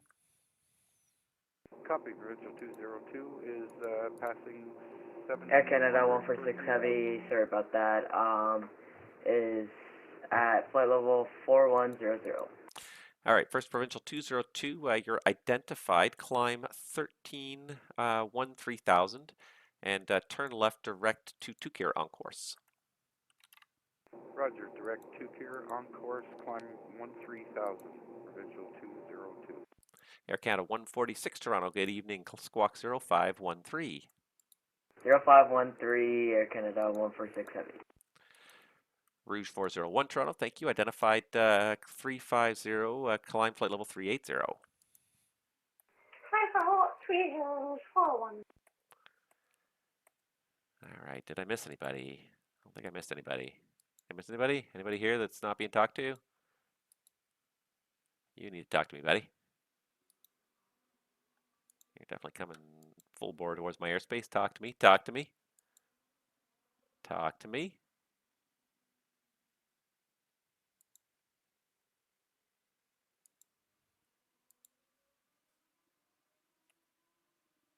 I was planning on plugging out in the next 15 minutes here, and I don't know if that's going to work because I got a lot of people kind of coming my way now all of a sudden here. Suddenly it's looking awfully busy in Toronto. There's not that many controllers online, I Center, guess. Rouge 738, ready for push. Rouge 738 Toronto. I see you there. Gate looks like 170 or 169. Push onto lane 6, tail to the east. Correction, push onto lane 8, tail to the east. Call for taxi. Alright, we'll push onto lane 8 and then we'll call you for taxi for Rouge 738.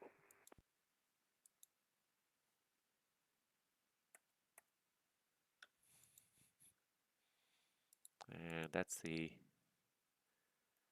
Center, WestJet 1738. Just checked our, just checked my charts. Apparently we don't have the Capta 3 departure. Okay, WestJet 1738, no problem. We'll amend your departure instructions. So on departure, off runway 05, it'll just be fly runway heading, maintain 5,000, and expect vectors to Rycom. That's Romeo, India, Kilo, Echo, Mike. From there, you'll go direct Geneseo, Golf Echo Echo. Okay, when departing, fly runway heading, maintain 5,000, go direct, sorry, where were you supposed to go direct from? At WestJet 1738, the first fix will be Rycom, Romeo, India, Kilo, Echo Mike, and then from there it'll be direct Golf Echo Echo. Okay, Rycom, then direct Golf Echo Echo 1738. And WestJet 1738, thanks. The readback is correct. I appreciate the checking with me, and give me a call when you're ready for the pushback. You got it, 1738. Air Canada 752 Toronto, descend 8,000. Send 8,000, Air Canada 752.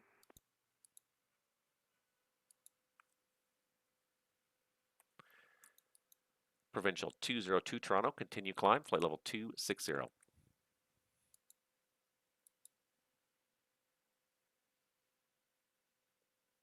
Roger, continue climb up to 260, provincial 202. Oh, I got somebody. I got an arrival controller. Hey, all right. Oh, okay. That helps. Everything helps. Toronto Center, provincial 202. I believe I had 12,000 selected as my flight plan, or should I be selecting higher? Provincial 202, I can give you 12,000 if you want. The flight plan I show filed shows flight level 260, so that's why I was clearing you up there. Do you want 12,000? Yeah, I don't know why that went up that high. I guess I didn't amend it before I sent it over. My apologies. Provincial 202, not a problem at all. Climb 12,000. I'm going to change your final to 12,000. Copy, climb 12,000, provincial 202.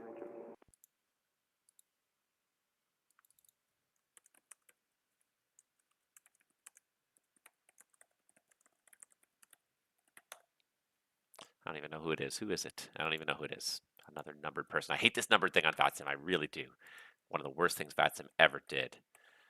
Air Canada 146 Toronto. Just confirm your squawking code 0513.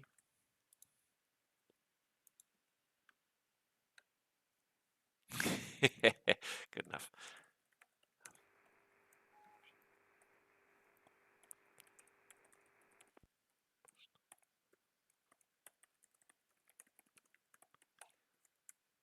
Toronto Center, Canada 146 Heavy is squawking 0513.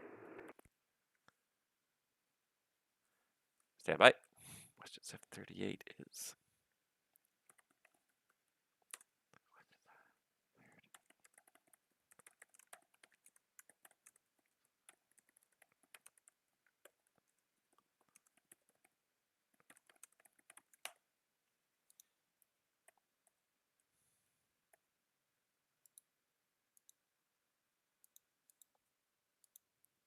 All right, sorry, Air Canada 146. Let me find you there. Yes, there it is. I got you now. You're identified at flight level 410.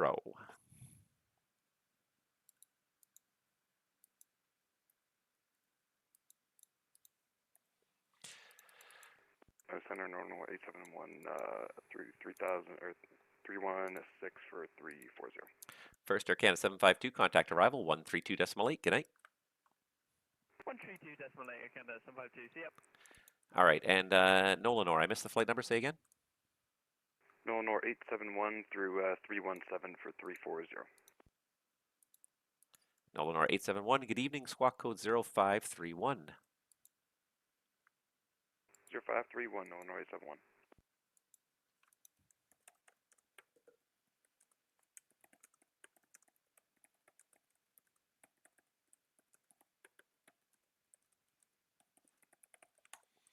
WestJet 281, contact Toronto arrival now 132.8. 32.8, WestJet 281, so long. Take care. Nolanor 871, thank you. Identified at flight level 320, climbing to 340.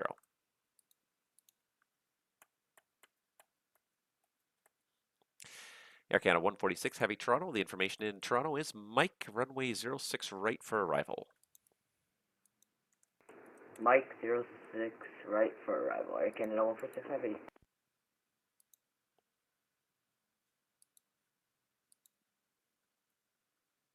Air Canada 146 Heavy, when ready, descend flight level 240. 240, Air Canada 146 Heavy when ready.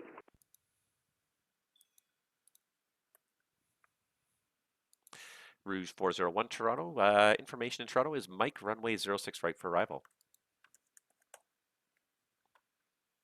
Confirmation, Mike, and for arrival on 0641.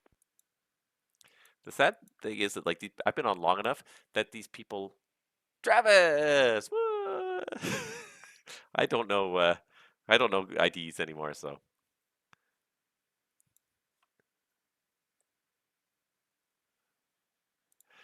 Yeah.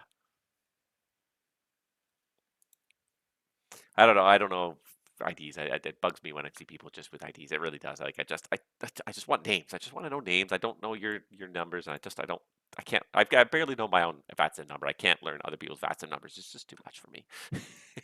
I have limited mental capacity. I do not thrive under pressure.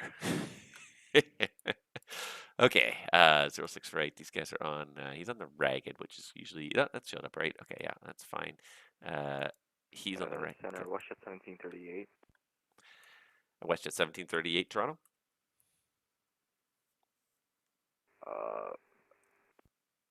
We've had a bit of a power outage, and I just wanted to know if you can still see my flight plan. Stand by. Rouge 738. When you're ready for taxi, call the terminal controller on 132.8. Alright, we'll head over to terminal 132.8. Thank you very much, and we'll see you in about 5 minutes.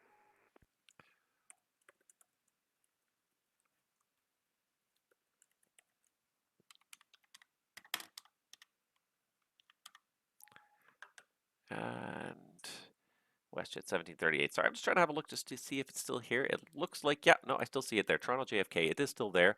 So it is in the system. And when you're ready for pushback, you can call the terminal controller on 132.8. 132.8, 1738, thank you.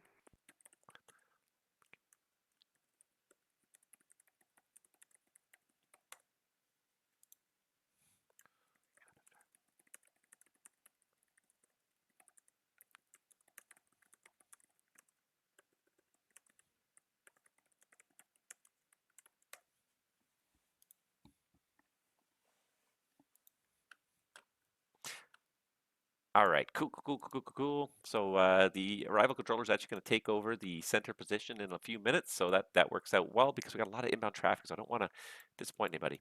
WestJet 391 Toronto, you're about to leave my airspace to the northwest. The Winnipeg Center is not online. Switch to the on-route frequency. Surveillance service terminates. Have a great day. Flipping over to Unicom 122.8, WestJet 391. Have a good night. Good night. Toronto Center, good evening. WestJet 519er with you. We're at flight level 320. WestJet 519 Toronto, good evening. Squawk code 0554. 0554, WestJet 519er. Air Canada 146 Heavy. I can't remember. I thought I gave it to you, but I didn't mark it on the strip. When ready to send flight level 240.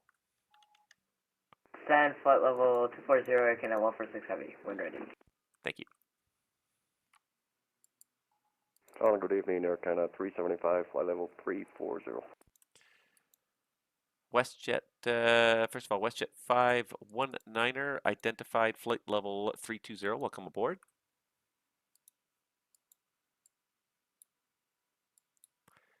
And Air Canada flight calling, who was that? Good evening, Air Canada 375, flight level 340. Air Canada 375, Toronto, good evening. Squawk code 0551. 0551, Air Canada 375. Nolan 871 Toronto. The information in Toronto is Mike, runway 06 right for arrival. 06 right, Nolan 871, thanks.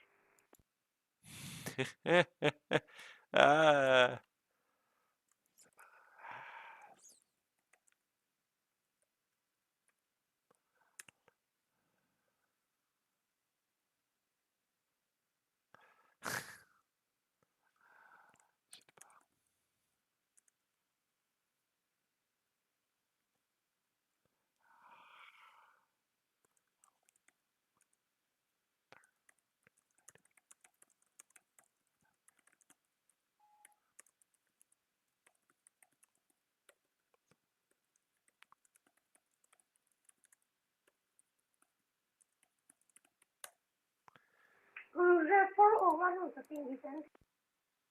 Rouge 401, Roger. And Rouge 401, if I didn't give it to you, descend flight level 240. Descend flight level 240, Rouge 401. Air Canada 375, identified flight level 340. Welcome aboard. Thank you.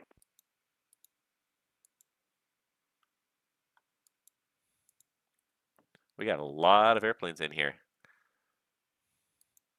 Suddenly it is going to be hectic in Toronto. I hope that Travis is ready for this because it's about to go nutty. All right, I'm going to go do this, which I should have done 3 hours ago and did not do, because I think I did do it. I think I started it. I don't think I just didn't connect.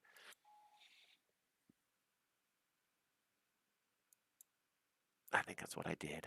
I started it, and then I that's Tavis, not Travis. 360. And I'm sorry, I missed it. Who's at 360? Air Canada 135 Heavy. Air Canada 135 Heavy, Toronto. Good evening. Squawk code 0573. 0573 Canada 135. Nolan Nor 871 Toronto. When ready to send, flight level 240.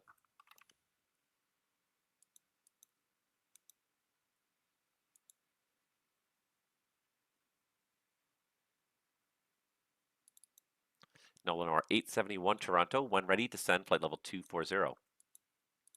Send 240 when ready, Nolan 971, sorry. WestJet 519 Toronto. What's your Mach number? Currently at Mach 0.72. WestJet 519. Can I get you to pick it up to Mach 7.9 or greater? Sure, we could do that for you. WestJet 519, Mach 7.9 or greater. I'm going to put you ahead of another traffic here. Sounds good. We're speeding up now. WestJet 519. Air Canada 135 for the sequence Toronto. You are identified for the sequence Toronto. Slow to Mach 7.6 or less. 7.6 or less. Air Canada 135. I got a whole bunch of airplanes to sort out here. Oh my God, it's gonna take a minute here. There's a. It's about to go nutty in Toronto here. I almost want to stay for the next. Toronto Center, Provincial 202. Is 6 or 8 available for the approach this evening? Provincial 202, affirmative. You can plan runway 06 right. The information in Toronto is Mike. Copy, flying for 06 right. Copy, Mike. Provincial 202. Provincial 202. The Kingston altimeter for you, 3002. Copy, 3002. Provincial 202. Primer 4211 Toronto Center, good evening. We have Mike on board with you, flightable 360. Primair 4211 Toronto, good evening. Squawk code 0571. 0571 on the box for Primair 4211 Heavy, thanks. Rouge 401 Toronto, descend 10,000. Toronto altimeters 3003. Descend 10,000. Altimeter 3003 Rouge 401.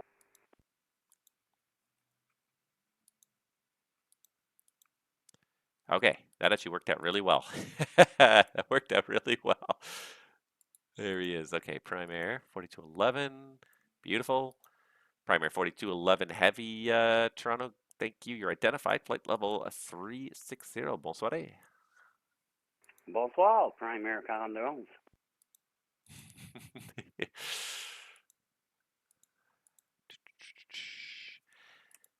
And Primair 4211 Heavy. What's your Mach number right now? We're marking 0.82. All right, Primair 4211. Right now, that's looking good for the sequence Toronto. Just no faster than Mach 0.82, please. 0.82, no faster, Primair 4211. And we're set up for 05. Primair 4211, okay. Are you parking at the FedEx hangar? We're parking in the middle of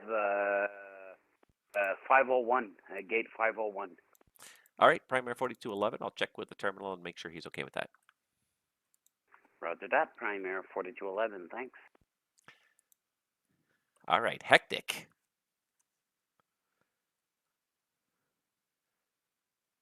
Oh, hold on, I'm not hearing you.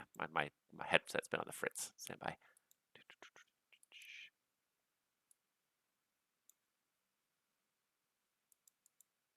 Oh, for crying out loud. What's it doing now? It's not working. It's not working. Why is it not working?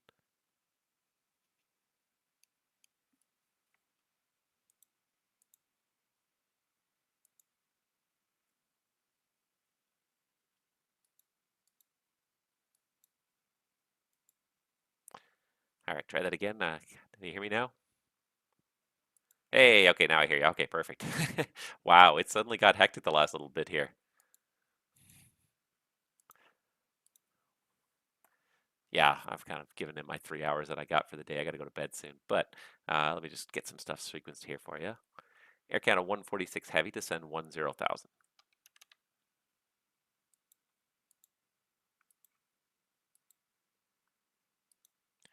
Air Canada 146 Heavy, descend 10,000. The Toronto altimeter 3003.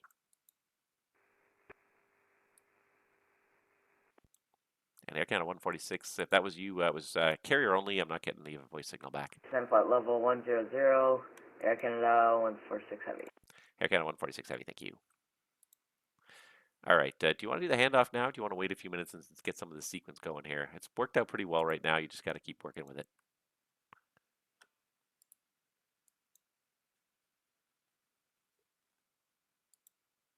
Yeah, I'm on 2577.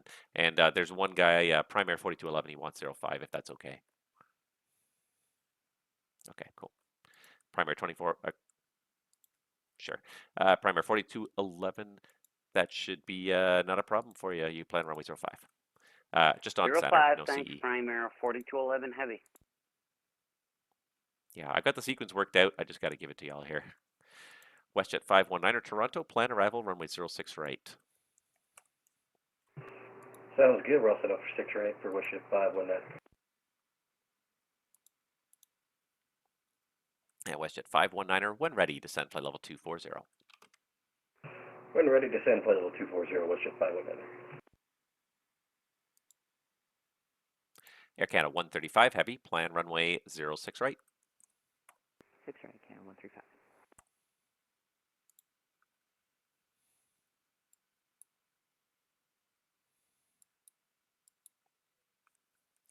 Okay, so yeah, you know the deal with Toronto.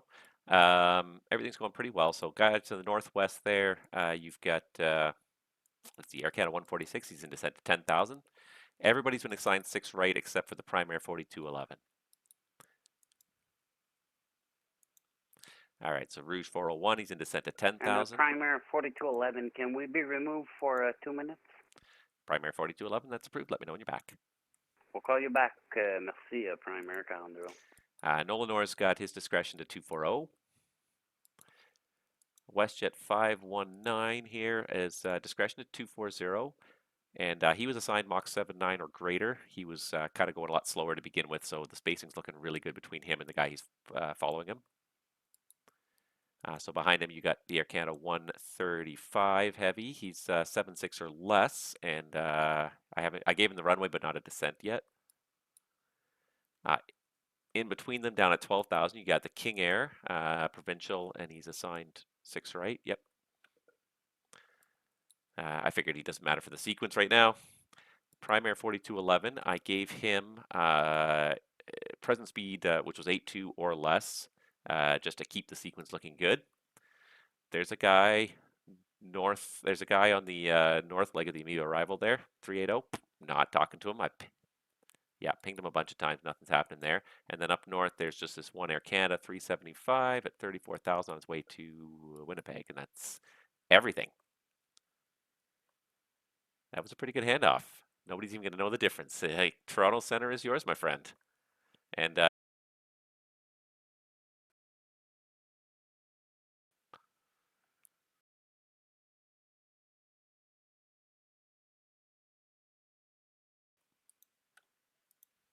no worries. Thank you for.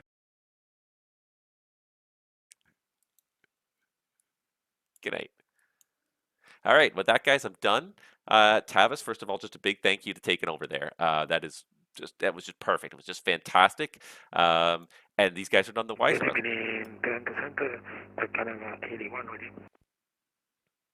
I logged off, and these guys are none the wiser. The new guy just clicked right over everything, and that's the way the handoff should work. Like that is a textbook handoff. You guys probably heard my end of it. The other end should you probably didn't hear it.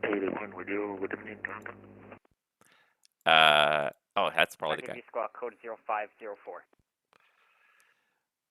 Anyway, so there you go. So I'm going to disconnect that audio, but you guys can hear like it just the handoff was so seamless. It was perfect because I had the hotline and TeamSpeak, so I could tell the controller exactly what's going on. He was logged in. He saw everything on the scope. It was pretty organized actually. Everyone is doing the same thing. They're all going to Toronto. They're all going to 6 right. They're all nicely spaced. He just has to keep working with what he's got, and it's going to get hectic for him for the next 20, 30 minutes or so until these guys all start to get down. I'm almost a little bit disappointed I'm not doing it myself, but I have to head to bed shortly to make sure that I am chipper and ready for tomorrow. So yeah, that's what I'm doing. But yeah, that's how a great handoff works. The pilots are never the wiser. Just all of a sudden, it's a different voice on the radio, but they have no idea that anything even happened. And there wasn't even a pause. It was like the perfect pause. Everything was lined up. There was a little lull in the radio chatter. Gave him everything. Just tell them all what every airplane was doing, individually, and sent them all over to him. He acknowledged each one, and it's perfect. It's like that's how you get a guy in the loop. That's how, because like it's a lot to take on all at once. That was like another. That was like 7 or 8 or 10 airplanes that are all inbound to Toronto on top. He was also working arrivals, so he had 3 airplanes already in arrival, a couple of departures as well that he was talking to. So he already had probably about 4 or 5 airplanes on his plate, and then I suddenly dropped about another 8 airplanes on his plate, and it's easy to screw it up and it's easy to just drop the ball on it, and then all of a sudden you have no idea what's going on and you're like, what just happened? What Your mind just explodes because like even though you sort of acknowledge everything, it's very easy to kind of what am I trying to say here? It's very easy to kind of just miss a few things. So, the ideal is like the guy sits there for a couple minutes. Like in the real world, they sit there for about 5 minutes without even saying anything. The relief controller sits there for 5 minutes without even seeing anything, just watching what the other guy's doing, looking at all the targets, trying to sort of correlate everything and figure out everything that's going on the screen. And then the guy gives him a brief, and once he's had a couple minutes to get up to speed. But the key is to get the guy up to speed and put his head in the game. So it's not like a cluster. Like if you go back, rewind now to the start of this video 3 hours ago, what I was doing for the first like 10, maybe 15 minutes, probably 10 minutes of this stream, and my head was just blowing up because there's like so much stuff was going on and people are calling every which way, and I don't have a plan because I just jumped into the middle of a situation with no briefing, no helping because nobody else is online before me. And that's fine, but like it's so much to kind of take on all at once. It's just to watch these guys try to get it all under control. And then like after 3 hours, like I know each person in my sector, I know what they're doing and why they're doing it and all that stuff. Yeah. So like I knew it all, but I had to convey that to the next guy, and to do it seamlessly. I've seen terrible handoffs where nothing is seamless, and people start calling like, "Who are you? What are you doing? What are you doing? What are you doing?" Nobody knows what they're doing. A good handoff, like I said, like the pilots carry on like nothing happened. The only thing is like, oh, that's not the same voice that was 5 minutes ago. But then they carry on. They don't have to answer any more questions. All the information's there. They just continue doing what they're doing. That was fantastic. I just got to say, like, thank you, Tavis, for logging in because that was perfect timing for me without ditching these 10 pilots that are all inbound to Toronto at the same time and probably would have, probably crashed into each other if there wasn't a controller. Not that I believe the pilots are going to crash into each other, but there was kind of so many things going on all at once. There probably would have been a big conflict if there wasn't a controller to sort of work through and help all these things out. So yeah, thank you to Tavis for doing that and not ditching these guys and not leaving them in the lurch when all of a sudden there's 8 guys inbound to Toronto here and there's a couple more behind them. But yeah, it's just such a big wave. It just sort of happened. Unfortunately, I had to get out because I've got to go to bed. So guys, thank you so much for watching. I hope you enjoyed the stream. I had fun. I ranted about some stuff. I'm glad you guys put up with it for as long as you did because Lord knows you get me off on a rant. I'm getting old. I must be getting old because I sound like Grandpa Simpson. You get me going and I'm just like... you can forget about it. I'll circle back in like 3 hours with what was my original point. But anyways, thanks for listening, guys. Thanks for watching. I hope you enjoyed that. Stay tuned for more streams. I don't know when we'll get the next ones in, but hopefully we'll get some stuff going soon, and we'll get that new season of what's it called of Pilot's Life going very soon. In the meantime, guys, have a safe rest of the weekend. Enjoy yourselves, and we'll see you all real soon. Take care.